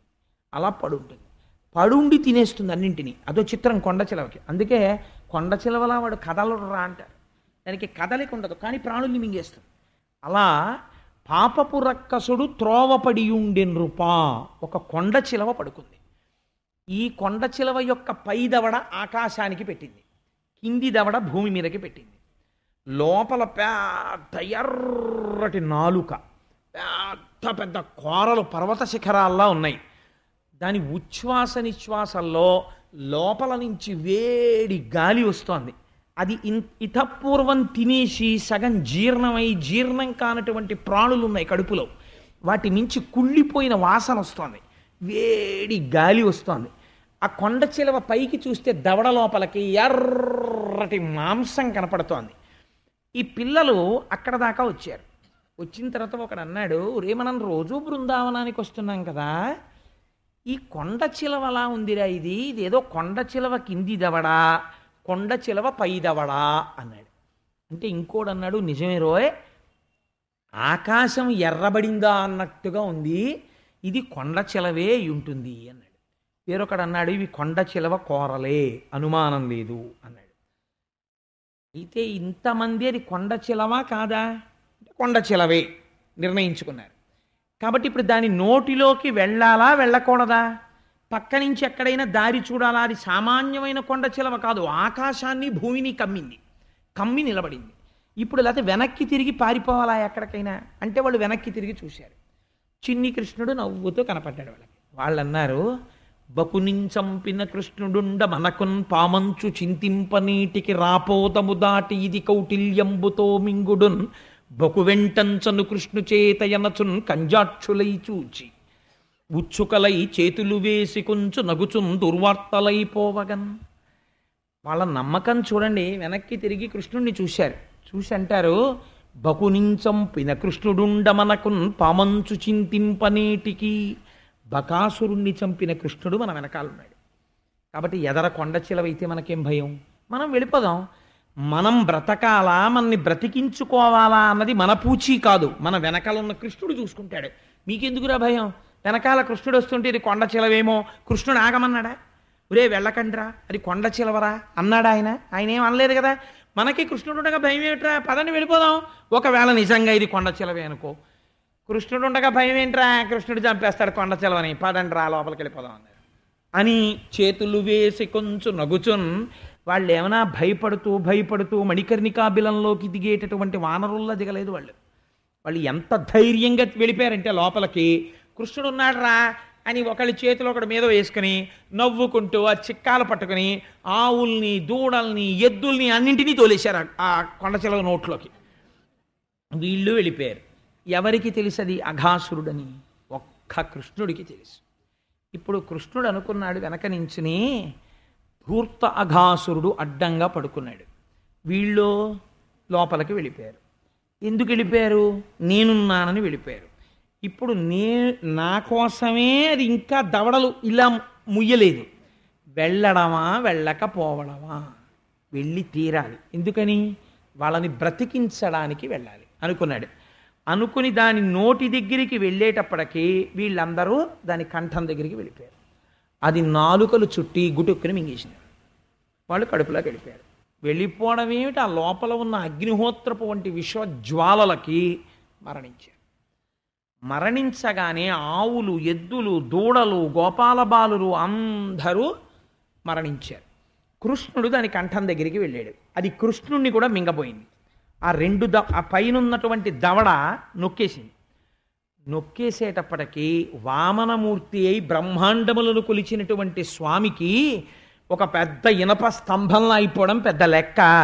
ఆయన నిటారుగా ఒక స్తంభంలా అయిపోయాడు. అది ఇలా నొక్కేటప్పటికీ ఈ స్తంభం లాంటి పరమాత్మ యొక్క శిరస్సు దాని దవడలోంచి పొడుచుకుని పైకొచ్చింది. ఈయన తన శరీరాన్ని పెంచాడు. దానికి లోపలికి ఊపిరి పీలిస్తే వెళ్ళడం లేదు. గిల్ల గిల్ల గిల్ల గిల్ల కొట్టుకుంది. అటు తిరిగింది ఇటు తిరిగింది. తిరుగుడు పడిపోయి ప్రాణాలు వదిలిపెట్టేస్తుంది. ఈ గిలగిల కొట్టుకుంటున్న సమయంలో దాని కడుపులో ఉన్నటువంటి మరణించిన వారిని అందరినీ కృష్ణుడు చూశాడు. ఇక్కడ పోతన గారు అంటారు, ఆ పిల్లల్ని చూసి క్రూరవ్యాళ విశాల కుక్షిగతులన్ గోవత్స సంఘంబుతో కారుణ్యామృత వృష్టి చేత బ్రతుకంగా చూచి వత్సంబులున్ వారున్ తాను తదాస్య వీధి మగడన్ వచ్చన్ ఘనోన్ముక్తుడై తారానీకముతోడ నొప్పెసగు ఆ తారేషు చందంబునన్. అసుర సంధ్యవేళ అవుతుండగా నక్షత్రాలతో కలిసి ఆకాశమునందు ప్రకాశించినటువంటి చంద్రబింబంలా కేవలము తన కళ్ళల్లోంచి కారుణ్యామృత దృష్టిని వాళ్ళ మీద ప్రసరింపచేశాడు చిన్ని కృష్ణుడు. ఆయన కారుణ్యామృత దృష్టి పడగానే ఈ మరణించిన పిల్లలందరూ ఒక్కసారి జీవించారు. ఆవులు జీవించాయి, దూడలు జీవించాయి, ఎద్దులు జీవించాయి. అందరూ ఆ కొండ చిలవ నోట్లోంచి పక్కకొచ్చేసారు. పక్కకొచ్చేయి కానీ వాళ్ళొక అద్భుతాన్ని చూశారు అన్నారు పోతన గారు. ఈ పాము కొట్టుకుంటోంది కొన ప్రాణంతో. ఇది ప్రాణం పోయింది. దాంట్లోంచి వచ్చినటువంటి ఒక దివ్యమైనటువంటి వెలుగు ఒక్కసారి పైకి లేచి ఈ చిన్ని కృష్ణుల్లోకి వెళ్ళిపోయింది. వెళ్ళిపోతే ఇంత పాపపు రక్కసుడు మోక్షం పొందేశాడు. కృష్ణుడి యొక్క స్పర్శ చేత ఆయనకున్నటువంటి పాపములన్నీ విరిగిపోయాయి. అయితే లీలకి ఏదో ఒక అర్థం ఉండాలి కదండి. అంటే ఈ లీల గురించినటువంటి అర్థం కానీ వ్యాఖ్యానం కానీ నిజానికి అక్కర్లేదు, మీరు పసిగట్టేశారు. ఎందుకని? అది పసిగట్టడానికి అవకాశం లేనటువంటి స్థితి ఏం కాదు, పేరే తెలిసిపోయింది మీకు. పాపపు రక్కసుడు. పాపమనగానేమి పుణ్యము కానిది, పుణ్యమనగానేమి పాపము కానిది, అంతే కదండి. కాబట్టి పుణ్యం అంటే సత్కర్మ, పాపం అంటే దుష్కర్మ. పుణ్యంలోంచి ఏమొస్తుంది? సత్కర్మలోంచి సుఖం వస్తుంది, పాపకర్మలోంచి ఏమొస్తుంది? దుఃఖం వస్తుంది. కానీ పాపకర్మ ఏం చేస్తుంది? కొండ చిలవలా నోరు తెరుచుకుని మన దారిలోనే పడుకుంటుంది. అది ఏం చేస్తుందంటే మననే దానిలోకి నడిచేటట్టుగా చేస్తుంది పాపకర్మ. పాపకర్మ ఎప్పుడూ కూడా తనంత తానొచ్చి మింగదు. పాపకర్మ మిమ్మల్ని మింగలేదు. ఏమంటే పాపం నా చేత చేయబడింది అని అనడానికి వీలు లేదు. ఎప్పుడైనా మీరు దాన్ని చెప్పవలసి వస్తే యాక్టివ్ వాయిస్లోనే చెప్పాలి. నేనే పాపము చేశాను. ఎందుచేత? కొండ చిలవ ఎదురుగుండా ఉంటుంది, పాపము ఉంటుంది. కానీ పాపమును మీరు చెయ్యను అంటే మీ చేత పాపము చేయించలేదు. నువ్వు నన్ను చేసి తీరు అని పాపకర్మ ఏం మీతో చేయించదు. కానీ మోహబుద్ధి బయలుదేరుతుంది, ఏం పర్వాలేదు చేసేద్దాం అని ఏదో అప్పటికి ఒక సుఖాన్ని కోరుతాడు. కోరి ఆ పాపపు పని చేస్తాడు. అందుకని కొండ చిలవ నోటిలోకి వీళ్ళే వెళ్ళారు. ఈ వెళ్ళిన వాళ్ళకి అసలు పాపకర్మ అంటే ఏమిటో పుణ్యకర్మ ఏమిటో తెలియాలంటే, సత్కర్మకి దుష్కర్మకి తేడా తెలియాలంటే వేదం తెలియాలి. అందులో చెప్పినటువంటి ధర్మములకు సంబంధించినటువంటి భాగముల గురించి చదవాలి, పెద్దల దగ్గర శ్రవణం చేయాలి. గోపాల బాలురికి అవన్నీ ఏమైనా తెలుసా? వాళ్ళకి ఏది పుణ్యమో ఏది పాపమో వాళ్ళకి ఏమైనా తెలుసా? వాళ్ళకేం తెలియదు. దేవతలు కూడా భయపడతారు ఆ పాపకర్మకి. ఎందుకని? అందులోకి ప్రవేశిస్తే దేవతల పదవులు కూడా ఊడిపోతాయి ఆ పాపకర్మ చేత. అటువంటి పాపకర్మ యందు వీళ్ళు వెళ్ళారు లోపలికి. కానీ వెడుతున్నప్పుడు వీళ్ళు ఒక పని చేశారు. ఏది చేశారు అంటే వెనక కృష్ణుడున్నాడు అన్నారు. ఇప్పుడు అది పాపమా పుణ్యమా వారికి తెలియదు, తెలియవలసిన అవసరము లేదు. తెలిసి చేస్తే తప్పు. ఇది పాపమో పుణ్యమో ఈశ్వరుడు చేయిస్తున్నాడు అని అమాయకత్వంతో పాపపు పని చేసేసి ఈశ్వరుడు చేయించాడండి అనకూడదు. అంత అజ్ఞానమైనటువంటి వాళ్ళు ఈశ్వరుడు ఉన్నాడని నమ్మి వెనకాతలా ప్రవేశించారు. ఇప్పుడే పాపమును ఎవడు తీశాడు? ఈశ్వరుడు తీశాడు. తెలిసి నువ్వు పాపం చేశావు, ఫలితమును అనుభవించాలి. అందుకే శాస్త్రం ఏమంటుందో తెలుసా అండి? మరణము దేని వలన? పాపము వలన. పాపమే మరణమునిస్తుంది. ఒక్కొక్క నాడు భయంకరమైన మృత్యువునివ్వాలి. అప్పుడు ఎందుకు ఇస్తారు? చేసిన పాపకర్మ భయంకరమైనదైతే మృత్యువును ఇస్తారు. లేకపోతే రాదా అండి? వస్తుంది. కానీ పుణ్యం చేసిన వాడికి మృత్యు వస్తుంది. వాడు అనాయాసేన మరణం వినాదైన్యేన జీవితం. బాగా గుర్తుపెట్టుకోండి. పూజ చేస్తే ఏమడుగుతారో తెలుసా అండి? దేవాలయానికి వెడితే ఏమడుగుతారో తెలుసా? పుణ్యనదీ స్నానం చేస్తే ఏమడుగుతారో తెలుసా? ఈ రెండే అడగాలి. అనాయాసేన మరణం వినాదైన్యేన జీవితం. అన్నిటికన్నా ప్రమాదకరమైనదేది? చేసిన పాపమును అనుభవములోకి ఈశ్వరుడు వృద్ధాప్యమునందు తెస్తాడు. అప్పటి వరకు నావారు నావారన్నవారు నావారు కారని తెలుసుకుని దూరంగా ఉండిపోయి తన మలమూత్రములు తాను విసర్జించలేక మంచాన ఉంటే అప్పుడు వస్తుంది కర్మానుభవంలోకి ఎంత ప్రమాదం వస్తుందో. వెళ్ళక తప్పదు ఎవరైనా. కానీ మహానుభావుడు నిజంగా ఎలా వెళ్ళిపోయాడరా, ఎంత పుణ్యం చేశాడో. అందుకే పెద్దలు అంటారు, చేసిన పాప పుణ్యములు దేని యందు తెలుస్తాయి అంటే మృత్యువునందు తెలుస్తాయి. అందుకని హాయిగా వెళ్ళిపోగలిగాడా అనాయాసంగా, సంతోషంగా, అందరి మధ్యలో ఉండగా.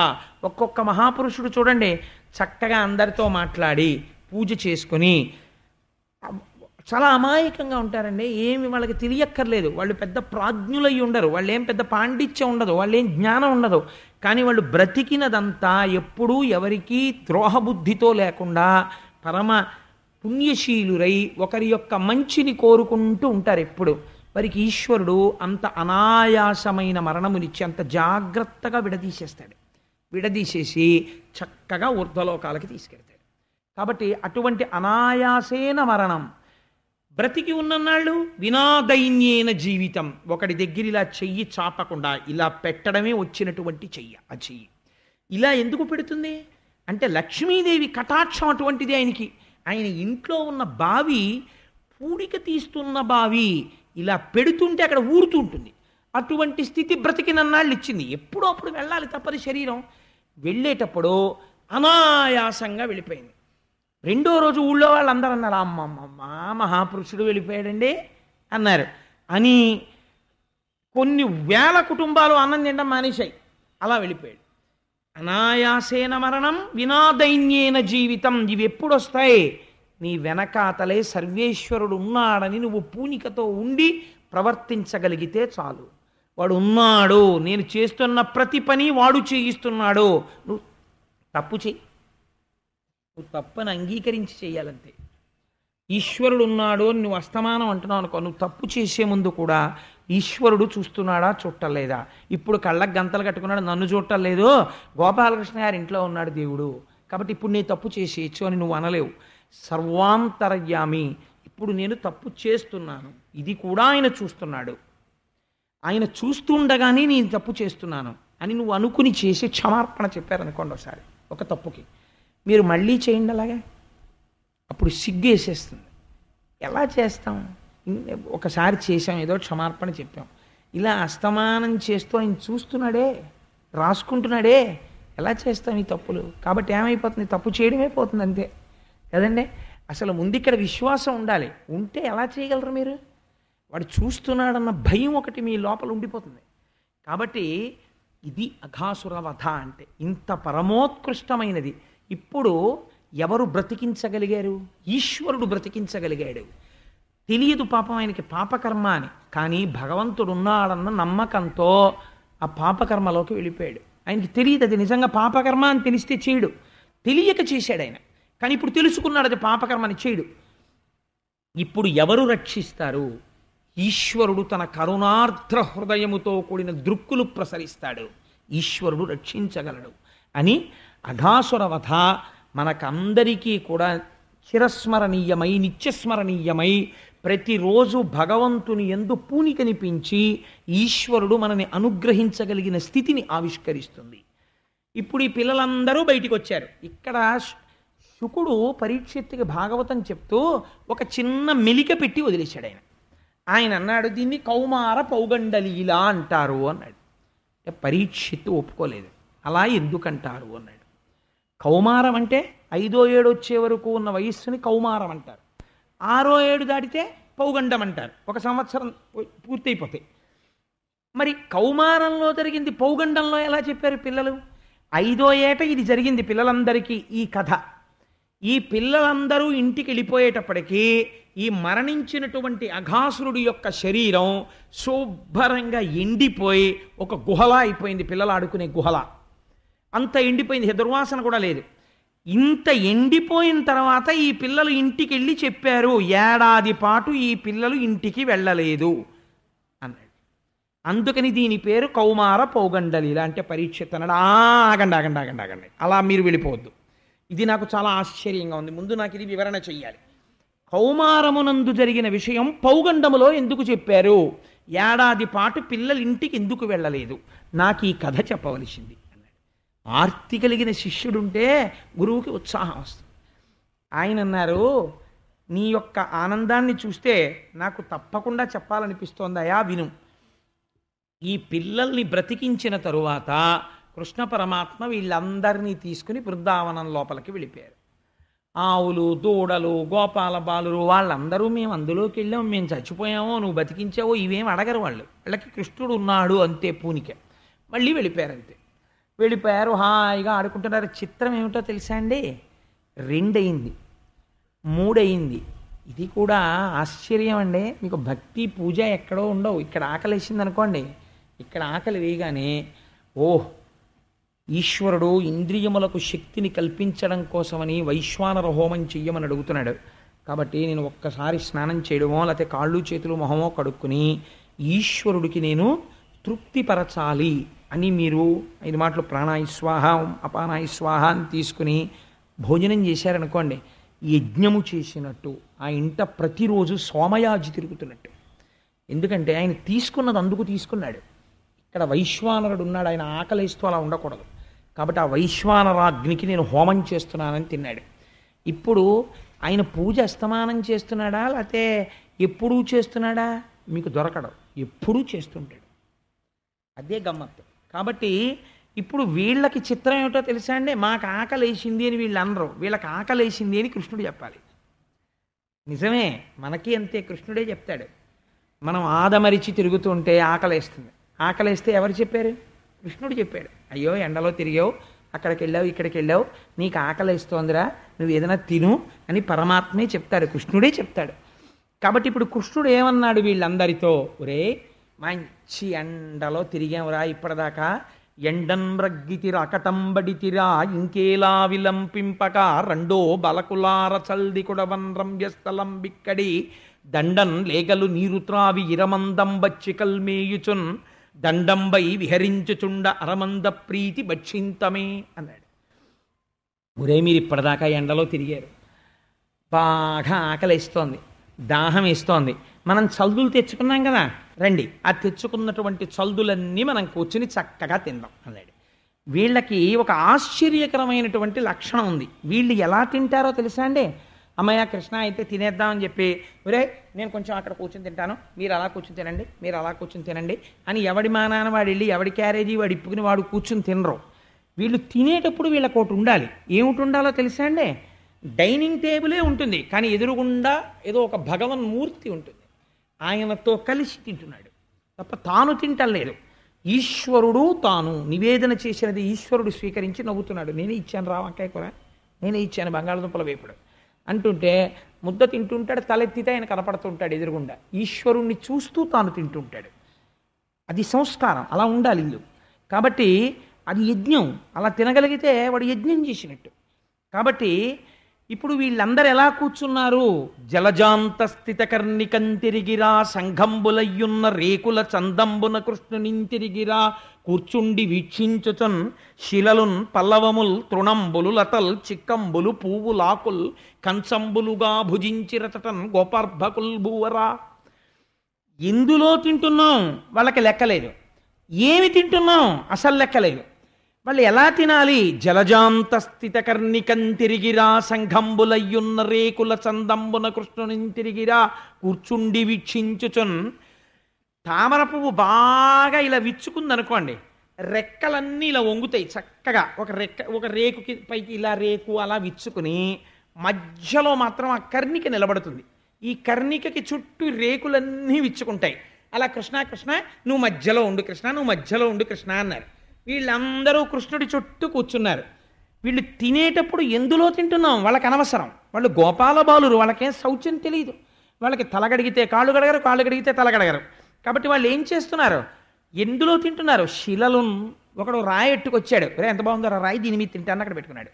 పల్లవముల్ ఒకడు 4 చిగురుటాకులు కోస్తే ఇచ్చాడు, ఆ 4 చిగురుటాకులు వేసుకున్నాడు, చిగురుటాకుల మీద పెట్టుకున్నాడు. తృణంబులు ఒకడు కాస్త గడ్డి కోస్తే ఇచ్చాడు, ఆ గడ్డి ఆ కంచంలా వేశాడు, దానిలో పెట్టుకున్నాడు. చిక్కంబులు ఒకడైతే క్యారేజీ తీసుకొచ్చినటువంటి చిక్కాన్ని పరుచుకుని ఆ చిక్కం మీద తినేస్తున్నాడు. లతల్ చెట్లకి అల్లుకున్నటువంటి పెద్ద పెద్ద తీగలలో ఒక తీగ కోశాడు, తీగ కోసి ఆ తీగను చుట్టుకున్నాడు ఒకడు. ఆ లతల్ పువ్వులు పెద్ద పువ్వు ఒకటి తెచ్చాడు, ఆ పువ్వు అక్కడ పెట్టుకుని పువ్వులో పెట్టుకు తింటున్నాడు వాడు.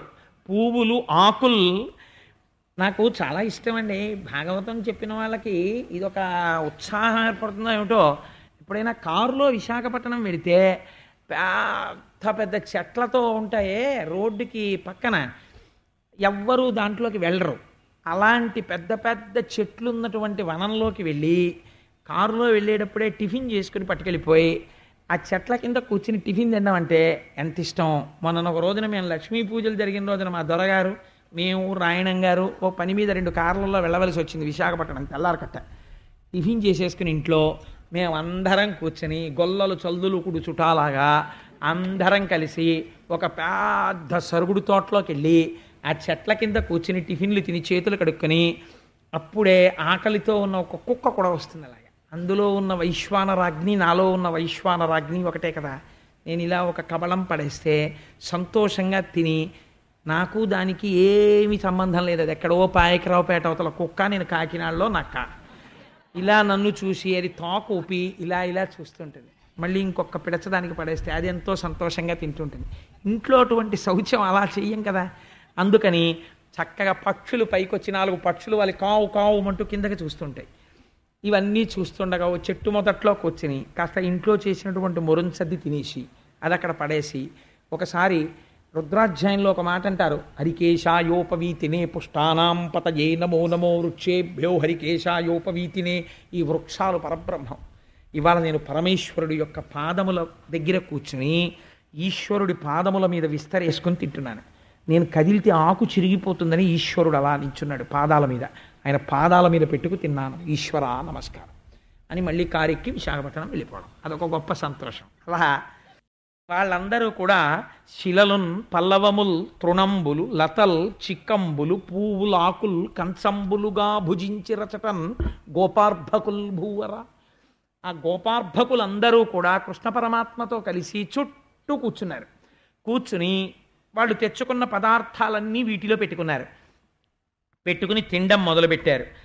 తినడం మామూలుగా తింటే వేరు, పోనీ పెట్టుకున్నదేదో అలా పెట్టుకుని నిశ్శబ్దంగా కూర్చుని ఎవరిది వాళ్ళు తినేసాడు అనుకోండి వేరు. వాళ్ళు ఎలా తిన్నారో తెలుసా అండి? మాటి మాటికి వ్రేలుమడిచి యూరించుచు ఊరగాయలు తినుచుండునొకడు. ఒకడు ఆవకాయి మాగాయి తొక్కుడు పచ్చడి తెచ్చాడు.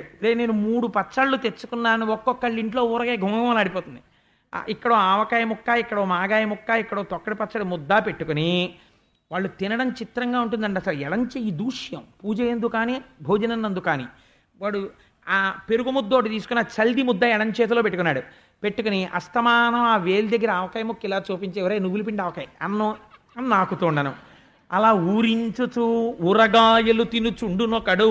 ఒకడేమో అలా ఊరగాయలు తింటున్నట్టే. ఒకని కంచములో నిదొడిసి చెయ్యన మృంగి చూడలేదని నోరు చూపునొకడు. ఒకడేమో ఇలా చూడండి రావురే నా ఆవకాయని ఇలా చూపిస్తుంటే వీడి కంచంలో ఉన్న ఇంకో ఆవకాయ పెచ్చో తొక్కుడు పచ్చడి ముద్దో తీసి గుటుక్క అని మింగేసి రే నా తొక్కుడు పచ్చడి తినేసావంటే నేను ఎక్కడ తిన్నాను అని నోరు చూపించేవాటి ఇంకోడు పక్కన ఉన్నవాడు. ఏగురార్గుల చల్దు లెలమి బంధిదమాడి కూర్కొని కుడుచునొకడు. వాడేదో పాపం ఇంత గడ్డి విస్తరేసుకుని కొంత చద్దన్నం పెట్టుకుని నేను పచ్చడి ఎట్టుకోవడానికి ఇంకో కొంచెం గడ్డి తెచ్చుకుంటానని 4 పక్కకి వెళ్ళారు. వీడు ఈ 4 చద్దన్నంలోంచి కొంత తీసేసి 5-6 తినవలసినంత ముద్ద నోట్లో కుక్కేసుకున్నట్ట. కుక్కేసుకుని మింగుడు పడద్దు వాళ్ళు వచ్చేటప్పటికి అని పెట్టుకుని అని తినేస్తున్నాడు. వాళ్ళు వచ్చి ఒరే మా చద్దన్నం తగ్గిపోయింది ఏంట్రా అంటే 5-6 చద్ది వాడు నోట్లో పెట్టేసుకున్నాడు. పెట్టుకుని వాడు ఎగురార్గుల చల్దు లెలమి బంధిదమాడి కూర్కొని కుడుచునొకడు. ఇన్నియుండగా బంచియుడుటని చెలితనమనుచు బంతెన గుండులాడునొకడు. వీడు చాలా తెలివైన వాడు ఎవడో కానీ ఈ గోపాల బాలుడు వాడన్నట్ట రే అలా తినకూడదు కదా నేను బంతెన గుళ్ళు తింటానే అన్నట్ట. అంటే వీడు తెచ్చింది ఏదో తక్కువ అనమాట. అందుకని ఒక్కొక్కడి విస్తరి దగ్గరికి వెళ్ళడం, బంతెనగుళ్ళు రా నీ దాంట్లోది కొంచెం నేను తినాలన్నమాట అండం. అక్కడికి వెళ్ళి ఏ లడ్డూయో కొబ్బరుండో వీడి తినేయడం. పక్క విస్తరి దగ్గరికి వెళ్ళడం, అక్కడదో పిసర నోట్లో పడేసుకోవడం. ఇక్కడికి వెళ్ళడం, ఇక్కడదో పిసర నోట్లో పడేసుకోవడం. విశాఖపట్నంలో మా బంధువు ఒక ఆవిడ ఉండేది. అన్నం తినమంటే తినేది కాదు. అందరూ భోజనాలు ఎట్టుకుంటే వాళ్ళ కంచంలో పప్పు ముద్ద వీళ్ళ కంచంలో కూర ముద్ద తినేసేస్తుండేది. అలా బంతెనగుళ్ళు ఆడుతూ, బంతెనగుళ్ళు అంటే అందరి విస్తరలోది కొంచెం తీసుకుని నోట్లో పడేసుకుంటూ ఉండడం. అలా ఒకడు వచ్చి అందరి విస్తరలోది తినేస్తున్నట్ట. అసలు వాడి క్యారేజే విప్పడు, వాడి చిక్కం విప్పడు. బంతెనగుళ్ళు తింటున్నాను రాని ముందు అందరి దగ్గరవి తింటున్నాడు చక్కగా వాడొచ్చి. కృష్ణుజూడు మన చుగ్గి కురించి వరుం రోల మెలిబక్షరాసి మొసగునొకడు. ఒకడేమో ఒరే కృష్ణుడు చూడరా ఎలా ఉన్నాడో ఆ ఆవకాయ ముక్కలు అట్టుకుని అనేవాడు. ఇలా కృష్ణుడి వంక చూసేటప్పటికి వీడి విస్తట్లో తినేసేవాడు వాడు. నవ్వునొకడు, ఒకడు నవ్వాడు. సకుల నవ్వించునొకడు. ఒక్కొక్కడు చాలా గమ్మత్తుగా ఉంటుంది. ఒక్కొక్కడిని మీరు చూడండి సమాజంలో వాళ్ళు మాట్లాడుతుంటే చాలా నవ్వు వస్తుంది, కానీ వాళ్ళు అస్సలు నవ్వరు, నవ్వకుండా నవ్విస్తారు. అలా సకుల నవ్వించునొకడు. స్నేహితుల్ని నవ్విస్తున్నాడు ఒకడు. ముచ్చటాడునొకడు. ఒక్కొక్కడికి అసలు ఎక్కడా నోరు ఆగదు, అలా మాట్లాడుతూనే ఉంటాడు. ఆఫీసులో ఆగదు, ఇంట్లో ఆగదు, స్కూటర్ మీద ఆగదు, అన్నం తింటూ ఆగదు, టిఫిన్ తింటూ ఆగదు, అలా మాట్లాడుతూనే ఉంటాడు ఒక్కొక్కడు. అందుకని ముచ్చటాడునొకడు. అందుకని చెప్పి వాడేమో అలా ముచ్చట్లు ఆడుతున్నాడు, ఏమో చెప్తున్నాడు. మురియునొకడు. అయితే అలా మాట్లాడేవాడికి విని మురిసిపోయేవాడు కూడా వాడు ఉండాలి, విసుక్కోకూడదు. అందుకని వాడు మురియునొక్కడు ఆ మాటలు విని ఒరే భలే ఉందిరా అని నవ్వుతూ తింటున్నాడు ఓడు. ఇన్ని రకాలుగా వీళ్ళందరూ అన్నం తింటుంటే కృష్ణుడు మరి ఓ పక్కన కూర్చుని తినడానికి లేదు, వీళ్ళందరికీ కనపడాలి ఎదురుగుండా. కృష్ణుణ్ణి చూస్తూ తింటారు వీళ్ళు. వీళ్ళకి తినడం చేత కడుపు నిండదు, కృష్ణుణ్ణి చూస్తూ తినడంలో కడుపు నిండుతుంది వీళ్ళకి అదో గమ్మత్తు. కాబట్టి కడుపున దిండుగా కట్టిన వలువలో లాలిత వంశనాళంబు జనిపి విమల శృంగంబును వేత్రదండంబును జారిరా నీకడా సంక నిరిగి మీగడ పెరుగుతో మెళవించిన చల్ది ముద్ద ఆవలి చేతన నయనునిచి చలరేగి కొసరి తెచ్చిన ఊరగాయలు వేళ్ల సందులను తాన నయనునిచి సంగడీల నడుమ చక్కగా కూర్చుండి నర్మభాషణముల నగవు నెరపి యాగభోక్త కృష్ణుడు అమరులు వెరగొంద శైశవంబు మెరసి చల్ది కుడిచే. ఏమి చిత్రం! అందరి మధ్యలో నిలబడి కృష్ణ పరమాత్మ తన మీదున్నటువంటి ఉత్తరీయం తీసి ఇలా నడుముకి కట్టి అందులోకి వేణువుని దోపి ఆ ఆవుల్ని తోలే కర్ర ఊదే కొమ్ముబూర రెండు ఎడమ చంకలో పెట్టుకునిలాగా ఈ ఎడమ చెయ్యి పెట్టుకుని అందులో ఆ తెచ్చుకున్న చద్దెన్నపు ముద్ద పెట్టుకుని వీళ్ళందరూ కూడా తాము తింటూ ఒరే కృష్ణ నువ్వుల పిండి ఆవకాయ మా ఇంట్లో ఎంత బాగుందో నువ్వు తిను అని చెప్పి వీడు నాకేసిన ఆవకాయ ముక్క ఒకటిస్తాడు. ఆ ఆవకాయ ముక్క మాగాయ ముక్క వేళ్ల సందులో పెట్టుకుని ఈ మాగాయ ముక్కతో నంచుకుని కూర్చుని ఎడమ చేతిలో పెట్టుకున్న చద్దెన్నం, అది నిన్న రాత్రి నిలవబెట్టిన అన్నం, ఇవాల్టిది కాదు, నిలవ ఉన్న పదార్థం ఈశ్వర నివేదన మనకే పనికిరాదు. అందుకే ఒక్క బెల్లం ముక్కకి మాత్రమే అర్హత, దానికి నిలవ దోషం లేదు. బెల్లం ముక్క ఎప్పుడైనా నైవేద్యం పెట్టేయచ్చు. కాబట్టి అలా ఎడం చేతిలో పెట్టుకుని తింటున్నాడు ఎవరు? యాగభోక్త కృష్ణుడు అమరులు వెర్రగొంద. ఆయన యాగభోక్త, మామూలుగా పెడితే తినడు. యాగం చేసి ఓం నమో నారాయణాయ స్వాహ అని మంత్రం చెప్పి ఆ శృక్కుతో స్రవంతో వాటితో ఆ నీతిని పోస్తే హవిస్సు వేస్తే అగ్నిముఖంగా మాత్రమే స్వీకరించేటటువంటి పరమాత్మ ఇవాళ గోపబాలురందరితో కలిసి ఎంగిలి ఆవకాయ ముక్కలు నంచుకుని తింటున్నాడు.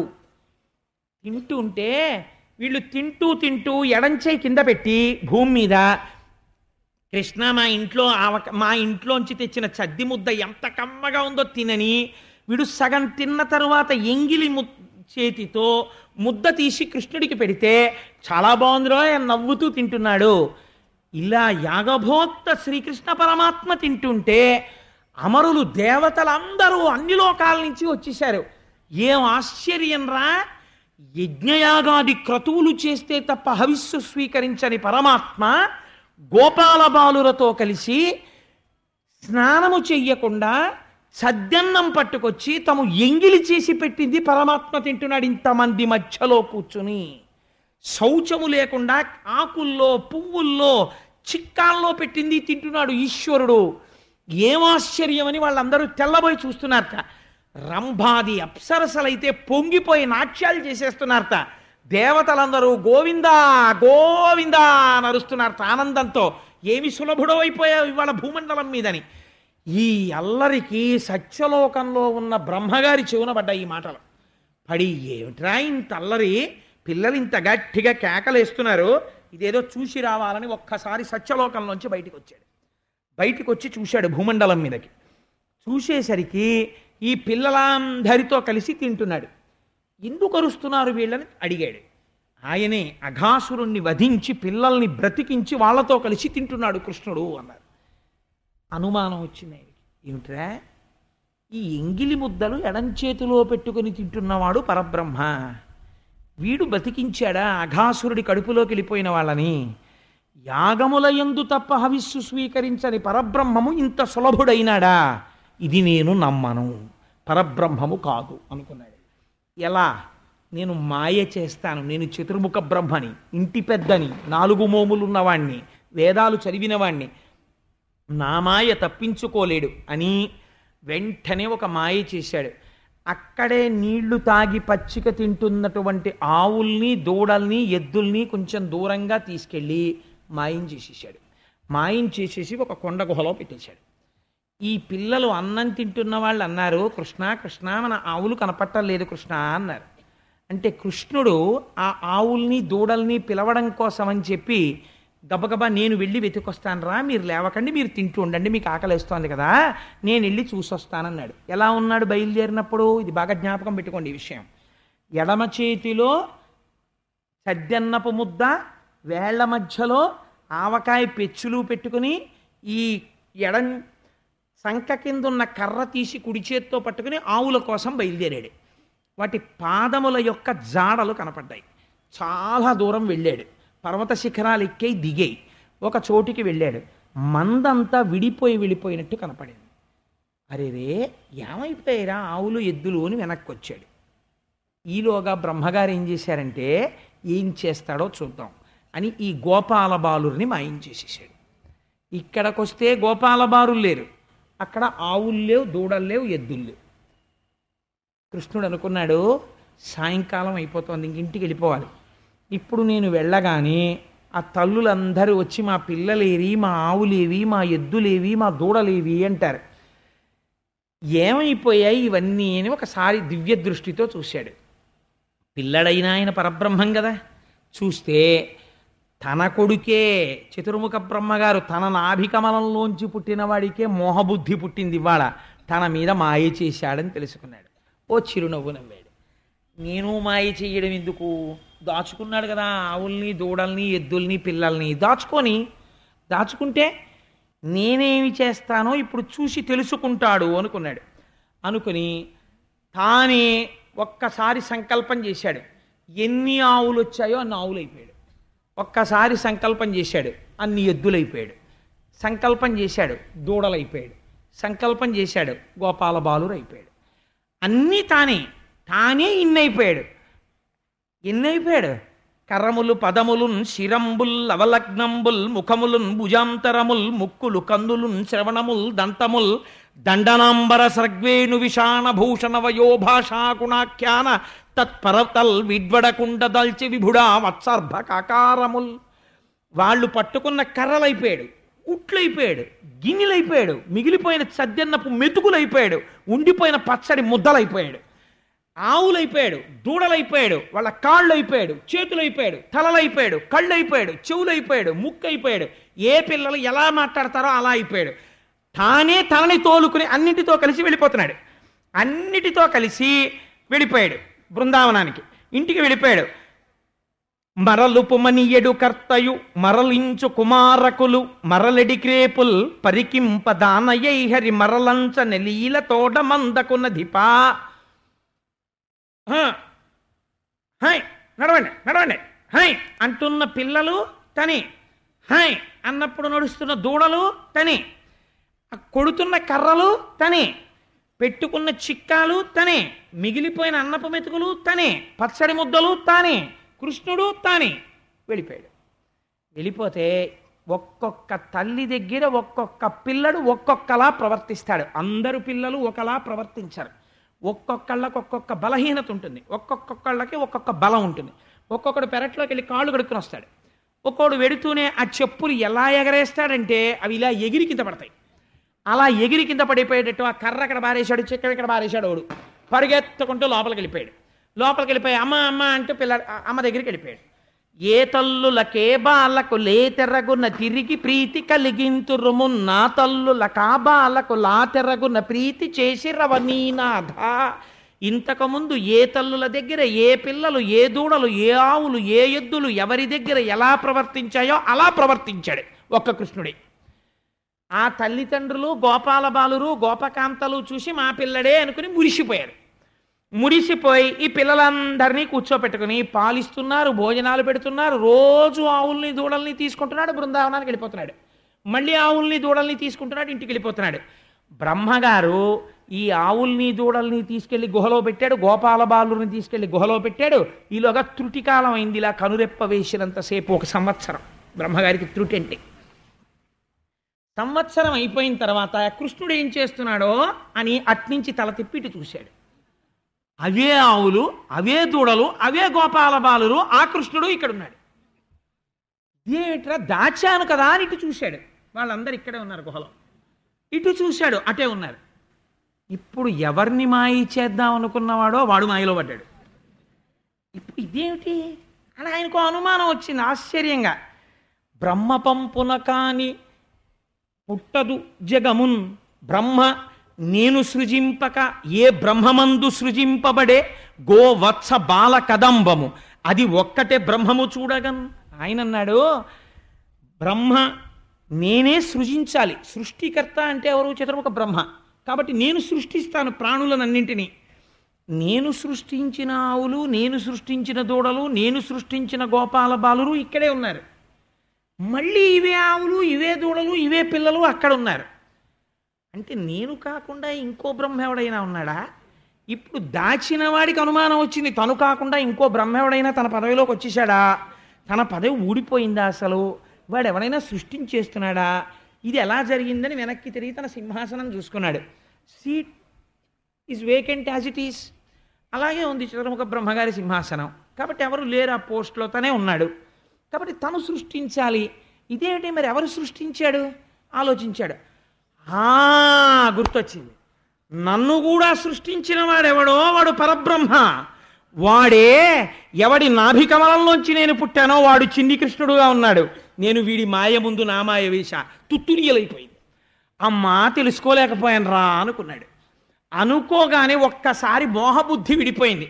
ఇప్పుడు ఆ చిన్ని కృష్ణుణ్ణి చూద్దామని, పరబ్రహ్మాన్ని చూద్దామని అటు చూశాడు.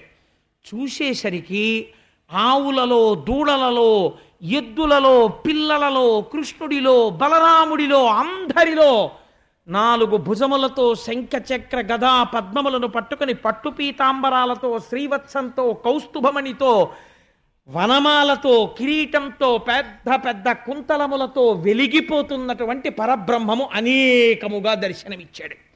ఇన్ని కాంతిపుంజములను చూసి ఆయన అయోమయంలోకి వెళ్ళిపోయాడు. ఇంకా ఎదురుగుండా ఉన్నవి చూడలేని స్థితికి వెళ్ళిపోయి అసలు బుద్ధి అపభ్రంశమైపోయి తానెవరో మర్చిపోయాడు. అసలు నేనెవరు, వీళ్ళెవరు, నేను ఏం చేశాను, నాకేం కనపడుతోంది, ఎందుకు ఇలా అయిందని కళ్ళు మూసుకుని ఆలోచించాడు.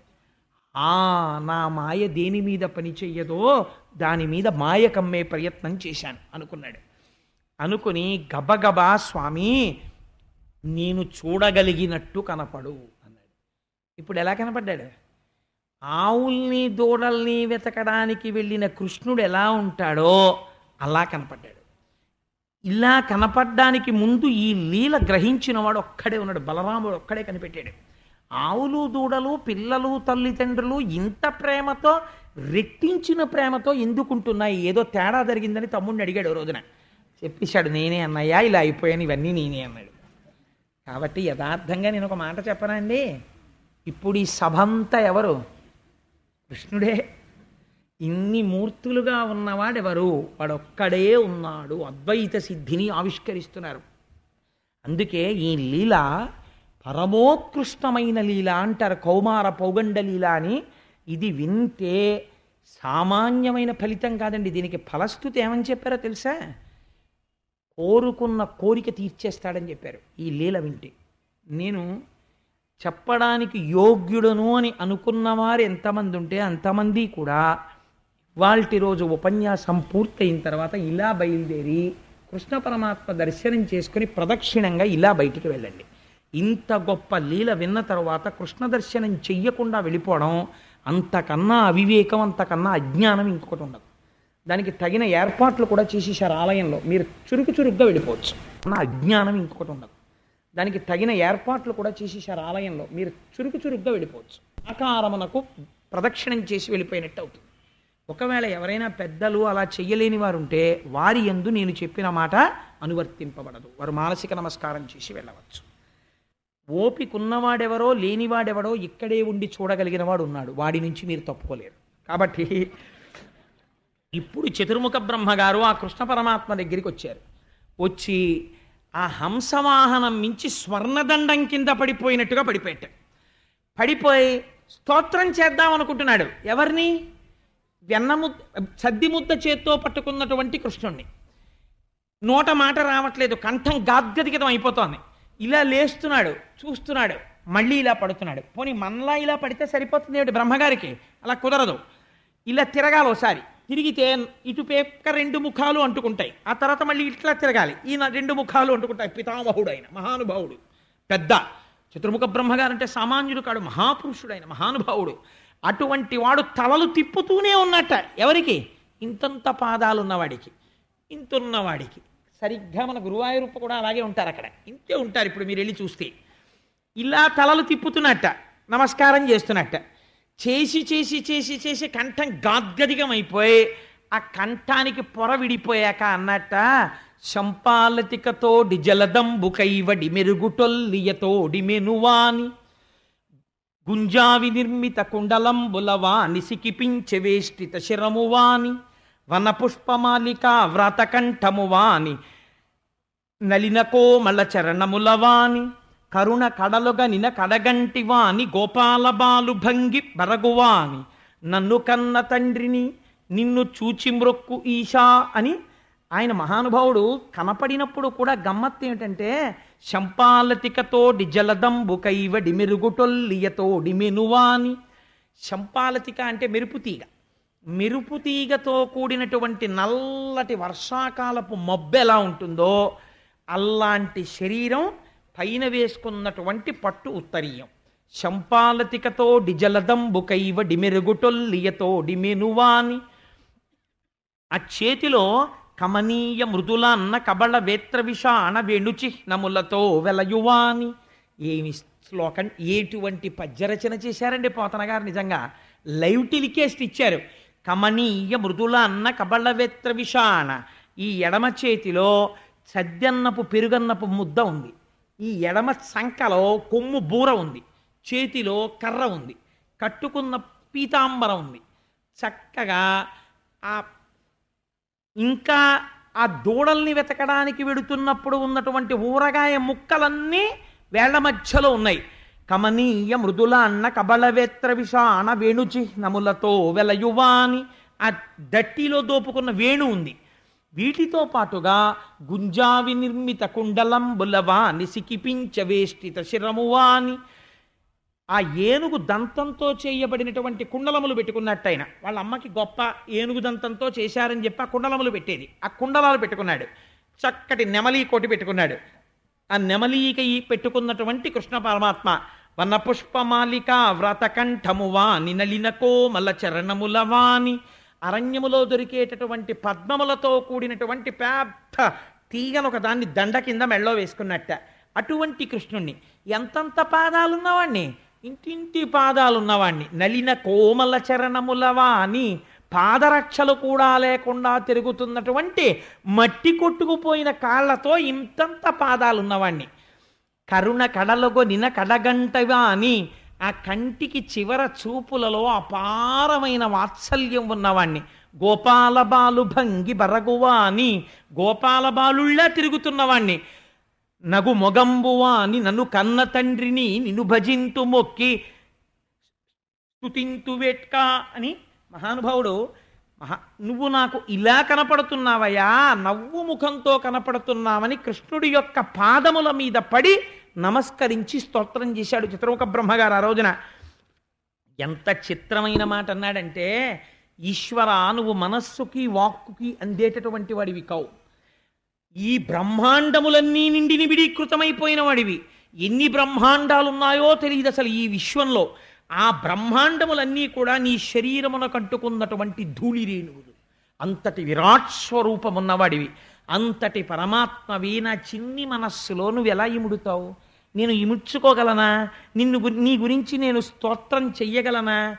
మనకి ఒక సామెత ఉంటుంది తెలుగులో, పుట్టి బుద్ధి ఎరిగి నాకు ఎన్నడూ తెలియదండి అంటారు. బ్రహ్మగారు చెప్పాడు ఈ మాట కృష్ణుడి దగ్గర. ఏమనో తెలుసా అండి? పుట్టితి బుద్ధి ఎరింగితి పుట్టించితి జగము సగము ఓయను బ్రాయం ఇట్టి వినూతన సృష్టుల పుట్టుట లేదు ఔరా ఇట్టి భూమిలే భూమిన్. స్వామి, పుట్టి బుద్ధిరిగి నేను పుట్టి ఎన్నేళ్ళయిందో ఆయన కనురెప్ప ఇలా వేసి ఎత్తితే సంవత్సరం అయింది అప్పటికి. అలాంటి వాణ్ణి నేను పుట్టి బుద్ధిరిగి నా జీవితంలో సగం కాలం అయిపోయింది. అంటే ఎంత పెద్దవాడో చతుర్ముఖ బ్రహ్మగారు, ఎంతమంది వచ్చి వెళ్ళిపోవడం చూశాడో.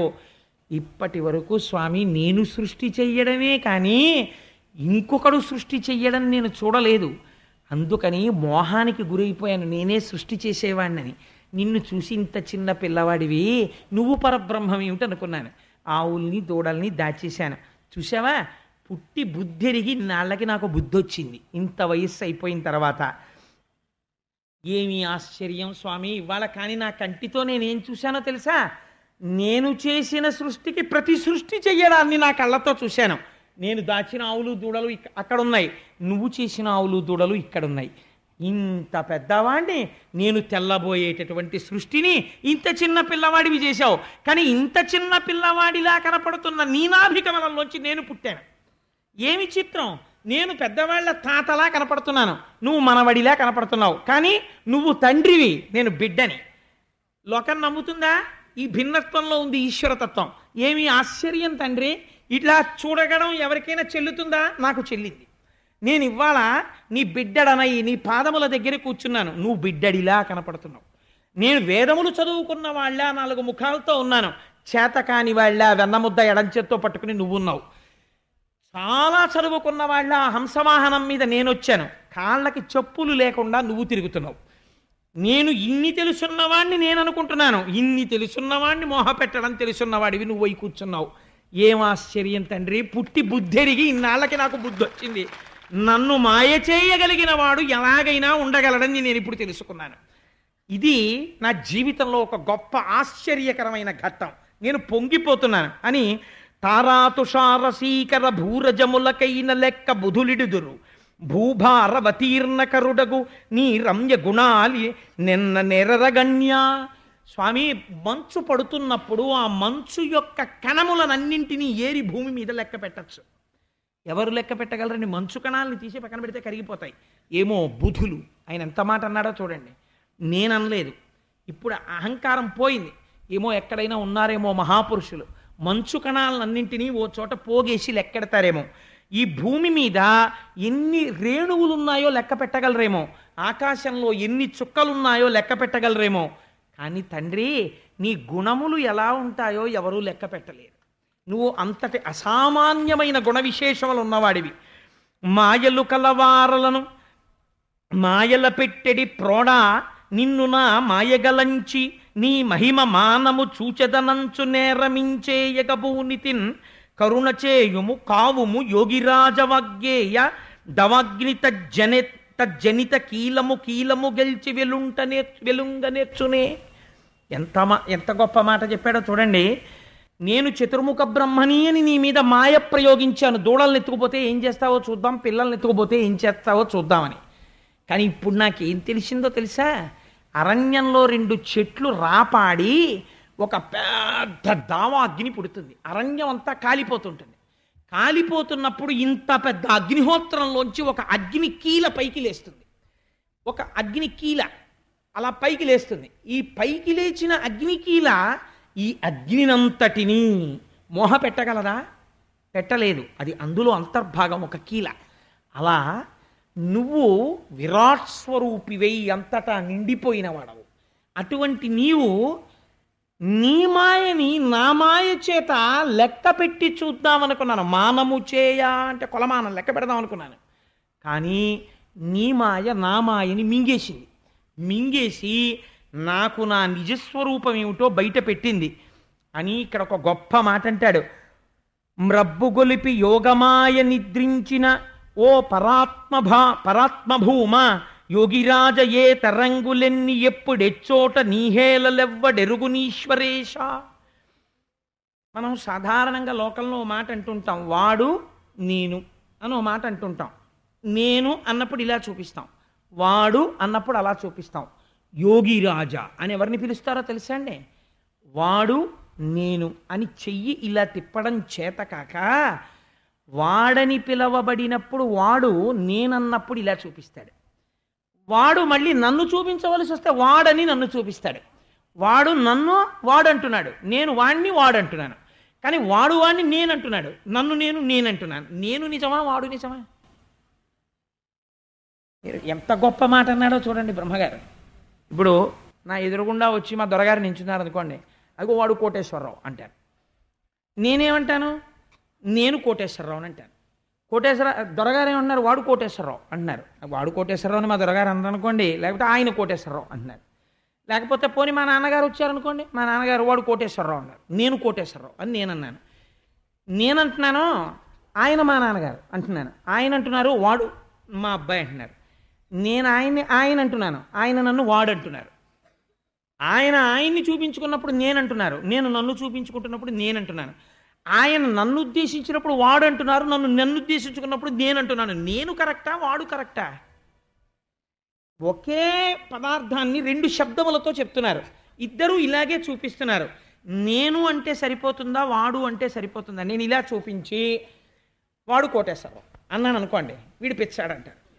అదేంటి నేను కోటేశ్వరరావు అనాలి, వాడు కోటేశ్వరరావు ఏంటి? అలా అనకుండా మూర్తి గారిని చూపించి నేను కోటేశ్వరరావు అన్నాను అనుకోండి, మాస్టారు వాక్యం తిరగబడింది, నేను కోటేశ్వరరావు ఆయన మూర్తి గారు అనండి అంటారు.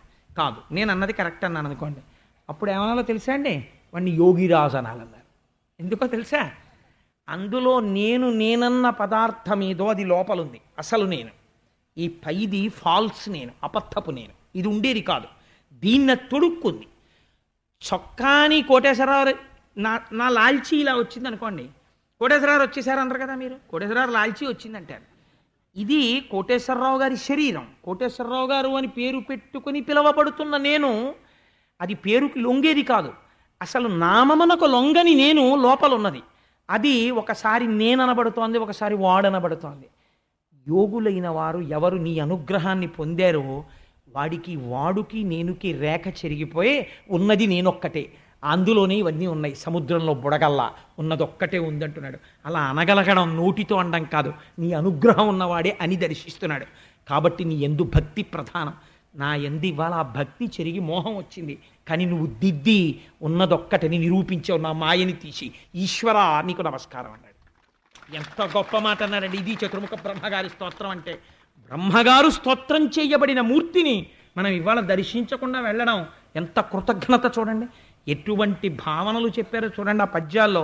దేవా నీ చరణ ప్రసాద కణలబ్ధింగాక లేకున్న బండే వెంటంజను నీ మహామహిమ నూహింపంగ నెవ్వారికిన్ నీవారై చనువారలో ఒకటనై నిన్కొల్చు భాగ్యంబు నాకీవే ఇప్పటి జన్మమందైన ఒండెందైనలో ఈశ్వరా. చతుర్ముఖ బ్రహ్మగారు వరమడుగుతున్నాడు. ఈశ్వర, ఈ భక్తి ఎప్పుడు లోపిస్తుందో జ్ఞానం వైక్లభ్యాన్ని చెందుతుంది. భక్తితో జ్ఞానమును పొందాలి. కాబట్టి ఈ జ్ఞానము ఎప్పుడు నిలబడుతుంది, నేను వాడన్నది చెరిగిపోయి నేనన్న నిజమైన నేను ఇప్పుడు తెలుస్తుంది. భక్తి పరిఢవిల్లినప్పుడు. ఆ భక్తి ఎప్పుడు పరిఢవిల్లుతుంది? నీ పాదముల కంటిన ఒక ధూళికణం నా తల మీద పడితే ఈ జన్మలో వెయ్యమని నేను అడగట్లేదు.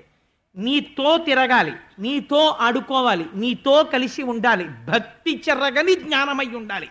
నేను తెలుసుకున్న రమణులు ఆశ్రమం బయట కూర్చుంటే, అయా మధుర మీనాక్షి ప్రసాదం, మధుర ప్రసాదం అని చెప్పి తీసుకొచ్చి చేతిలో పెడితే కన్నులకు అద్దుకొని కన్నుల వెంట నీరు కారుతుండగా అయ్య ప్రసాదం కొడుక్కి అని నోట్లో వేసుకునేవారు. ఎంత గొప్ప భావనండి. అయ్యా కొడుకు రెండు ఉండరు, ఒకటే తేజస్ అయ్యా కొడుకైంది. దీపించు దీపము రెండయ్యు సికి ఒకటయ్యున్, మొన్న భాగవతంలో చెప్పాను కదా మీకు. కాబట్టి సికి ఒకటే, రెండు దీపాల్లా కనపడుతుంది. అలా అయ్య ప్రసాదం కొడుక్కి అంటూ నోట వేసుకునేవారు. భక్తి వదలని జ్ఞానము, ఇది స్థిరీకరణము. భక్తి లేని జ్ఞానం నిలబడదు. భక్తితో జ్ఞానానికి వెళ్ళాలి. కాబట్టి నీ పదరేణువు నా తల మీద పడాలి. ఈ జన్మలో ఇచ్చినా సరే, వచ్చే జన్మలో ఇచ్చినా సరే. ఎవరు అడుగుతున్నారు ఈ మాట? చతుర్ముఖ బ్రహ్మగారు. స్వామి నీతో కలిసి తిరగాలి, నీతో ఉండాలి, నీ సేవ చెయ్యాలి, నాకు అదృష్టమి. అది లేనినాడు ఒక గొప్ప మాట అంటాడు ఆయన అంటాడు, ఎన్నడునైన యోగి విభులెవ్వని పాద పరాగమింతయున్ కన్నులు కానరట్టి హరి కౌగిట చేర్చుచు చెట్టపట్టుచున్ తన్నుచు గుద్దుచున్ తద్దయు కైవడి కూడియాడుచున్ మనన చేయు వల్లవ కుమారుల భాగ్యము వింత యొప్పునే. స్వామి ఏం ఆశ్చర్యమయ్యా, ఎందుకయ్యా దిక్కుమాలిన బ్రహ్మ పదవి? వీళ్ళందరూ గోపబాలురికి నీ గురించి తెలియదు, నువ్వు పరబ్రహ్మం అని తెలియదు. తెలియకపోతేనే ఎన్నడునైన యోగి విభులెవ్వని పాదపరాగమింతయున్ కన్నులు కానరట్టి హరి. భగవంతుని యొక్క పాదములకు అంటుకున్న ఇంత ధూళి కణమును చూడలేకపోయినటువంటి యోగులున్నారు కోట్ల జన్మలు తపస్సు చేసి. అటువంటి నిన్ను కౌగిలించుకుంటున్నారు. తన్నుచు గుద్దుచున్, నిన్ను తంతున్నారు, నిన్ను గుద్దుతున్నారు, నీ మీద పడుతున్నారు, నిన్ను కౌగిలించుకుంటున్నారు, నువ్వు పడుకుంటే ఒళ్ళో తల పెట్టుకుంటున్నారు, నీ కాళ్ళు ఒత్తుతున్నారు, నువ్వు నిలబడితే కృష్ణ నెప్పెట్టిందా నేను ఎత్తుకుంటాను దాన్ని నిన్ను ఎత్తుకు తీసుకుపోతున్నారు, నిన్ను భుజాల మీద కూర్చోబెట్టుకుంటున్నారు, నీ మీద పడిపోతున్నారు. ఏం అదృష్టం కృష్ణ ఇది! కౌగిట చేర్చుచున్ తన్నుచు గుద్దుచున్ నగచు తద్దయు కైవడి కూడియాడుచున్ మన్నన చేయు వల్లవ కుమారుల భాగ్యము వింతయొప్పునే. వీళ్ళ భాగ్యమే భాగ్యం కృష్ణ. ఈ భాగ్యం ముందు నా చతుర్ముఖ బ్రహ్మ పదవి దిగదుడుపు. ఎందుకు పనికొస్తుంది ఈ పదవి? ఏలా బ్రహ్మపదంబు వేదములకున్ వీక్షింపగారాని నిన్నీ లోకంబున ఈ వనాంతరమునంది మందలో కృష్ణయం చాలాపాది సమస్త భావములు నీయందే నిక్షేపించు ఈ వ్రేలం దొక్కని పాదరేణువులపై వేష్టించినం చాలదే. బ్రహ్మగారు వరం అడుగుతున్నాడు, ఈశ్వర నాకు ఇంకేం అక్కర్లేదు, నాకేం కావాలో తెలుసా? ఎలా బ్రహ్మపదంబు, నాకు ఎందుకు ఈ దిక్కుమాలిన బ్రహ్మపదవి? వేదములకు వీక్షింపగారాని నిన్నీ లోకంబున, బ్రహ్మాండములన్నీ నిండి నిబిడీకృతమైపోయినటువంటి నువ్వు ఈ లోకంలో ఇవాళ రాశీభూతమై తిరుగుతున్నావు. ఈ వనాంతరమునందు, ఈ అరణ్యంలో, ఈ వనాంతరమునంది మందలో, ఈ ఆవుల మధ్యలో తిరుగుతుంటే కృష్ణయన్ చాలాపాది సమస్త భావములు నీయందే నిక్షేపించు. ఆడుకుంటే కృష్ణ, కొంగొస్తే కృష్ణ, దూడొస్తే కృష్ణ, వెలగ చెట్టు కనపడితే కృష్ణ, ఆవు కనపడితే కృష్ణ, అన్నం తింటే కృష్ణ, కూర్చుంటే కృష్ణ, లేస్తే కృష్ణ, ఆడుకుంటే కృష్ణ, పడుకుంటే కృష్ణ. నీతో కలిసి ఆడుకుని పొంగిపోయినటువంటి వీళ్ళున్నారే, ఈ గోపబాలుర పాదములకు అంటుకున్నటువంటి ధూళికణాన్ని తీసి నా శిరస్సు మీద వేసుకునేటటువంటి అదృష్టాన్ని నాకు కటాక్షించు. నాకు ఆ బ్రహ్మపద వద్దు, తీసేయి. వాళ్ళనొక్కసారి పిలువు. నీ పాదములు కాదు, నీతో తిరిగిన ఈ పిల్లల పాదాలకంటుకున్న ఒక్క ధూళికణం నా 4 కిరీటాల మీద వేసుకుని, ఆ ధూళికణం, ఆ పిల్లల కాళ్లకున్నటువంటి ధూళికణాల్ని నా 4 కిరీటాల మీద వేసుకుంటాను. నాకు ఆ అవకాశం ఇచ్చి నాకు ఈ బ్రహ్మపదవి తీసేయి, నాకు అక్కర్లేదు ఈ బ్రహ్మపదం అన్నాడు. ఈ స్తోత్రం చేసి అహోభాగ్యం అహోభాగ్యం నందగోప వ్రజౌకసాం యన్మిత్రం పరమానందం పూర్ణం బ్రహ్మ సనాతనం అంటాడు వ్యాసుడు మూలంలో. ఏమి కృష్ణం? రాశీభూతమైన పరబ్రహ్మం. ఇటువంటి పరబ్రహ్మంతో కలిసి తిరిగి ఆడుకుని ఆ పాదాలకున్న ధూళి వేసుకుని యజ్ఞం చెయ్యక్కర్లేదు, యాగం చెయ్యక్కర్లేదు, ఇక్కడే కృష్ణుడితో కలిసి ఉండి తింటూ, ఆయనకి పెడుతూ, ఆయన ఎంగిలి మనం తింటూ ఏమి సార్థకత పొందారయ్యా కృష్ణ, ఎంత పుణ్యం చేశారయ్యా ఈ గోపాలబాలురు. మనం చేయలా? అక్కడే కృష్ణుడితో ఉంటూ ఆడుకుంటూ ఆయన గురించే చెప్పుకుంటూ ఆయన ప్రసాదమే నోట్లో వేసుకుంటూ మాట్లాడుకుంటూ ఓ చేతకాని వాడు చెప్తున్నాడని లేకుండా పరమభక్తితో వింటుంటే బ్రహ్మగారు ఎందుకు పొంగిపోడు? మహానుభావుడు కృష్ణ పరమాత్మ ఎందుకు పరవశించిపోరు మీ భక్తికి?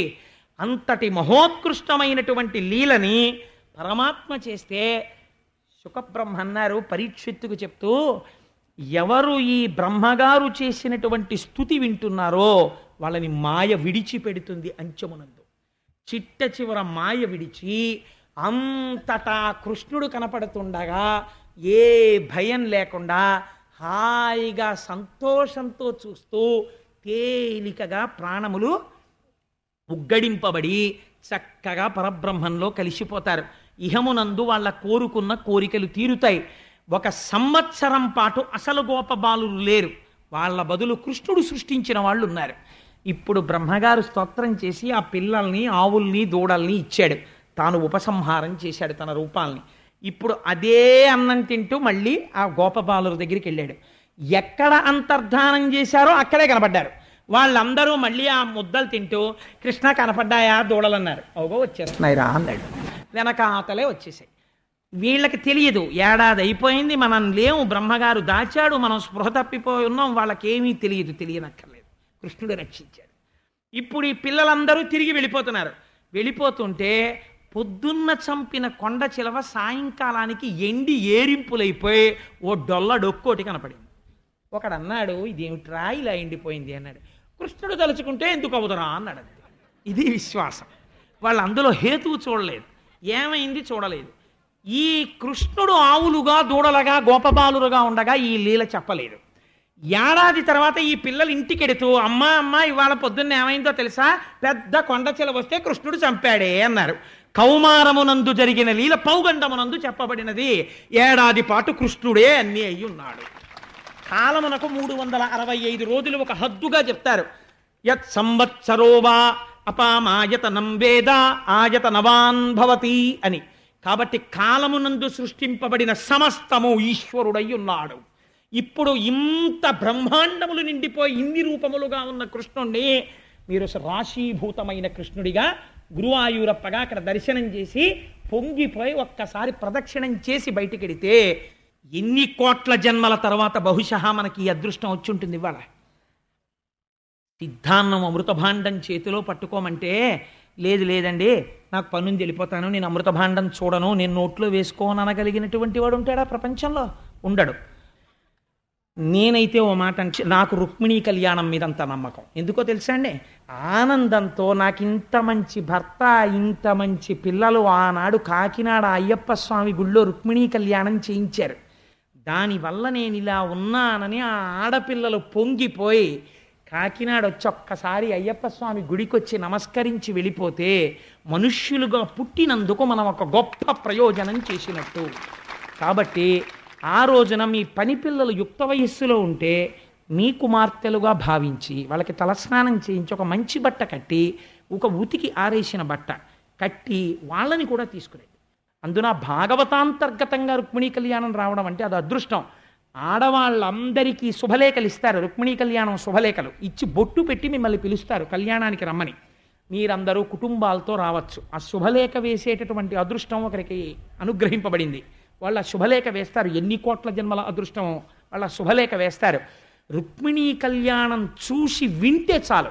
ఆడపిల్లలందరికీ రుక్మిణీ కళ్యాణం పద్యాలు అద్భుతమైన కార్డ్బోర్డు మీద రుక్మిణీదేవి కృష్ణుడి మెడలో దండ వేస్తున్నటువంటి కవర్ పేజ్తో బహూకరింపబడతాయి. ఆ రోజున రుక్మిణీ కళ్యాణం అవగానే కన్యపిల్లలందరితోటి ఇదే వేదిక మించి రుక్మిణీ కళ్యాణ లేఖ ఆ పద్యాలు చదవడం నేర్పిస్తాం.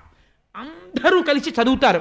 రుక్మిణీ కళ్యాణ ఘట్టంలో చదివి ఇంటికెళ్ళి చదువుకున్నందుకు ఆడపిల్లలందరూ ఐదోతనంతో, పసుపు కుంకాలతో, బిడ్డా పాపలతో, మంచి భర్తతో వాళ్ళు సంతోషంగా ఉంటే మన జీవితాలకు ఒక సార్థకత.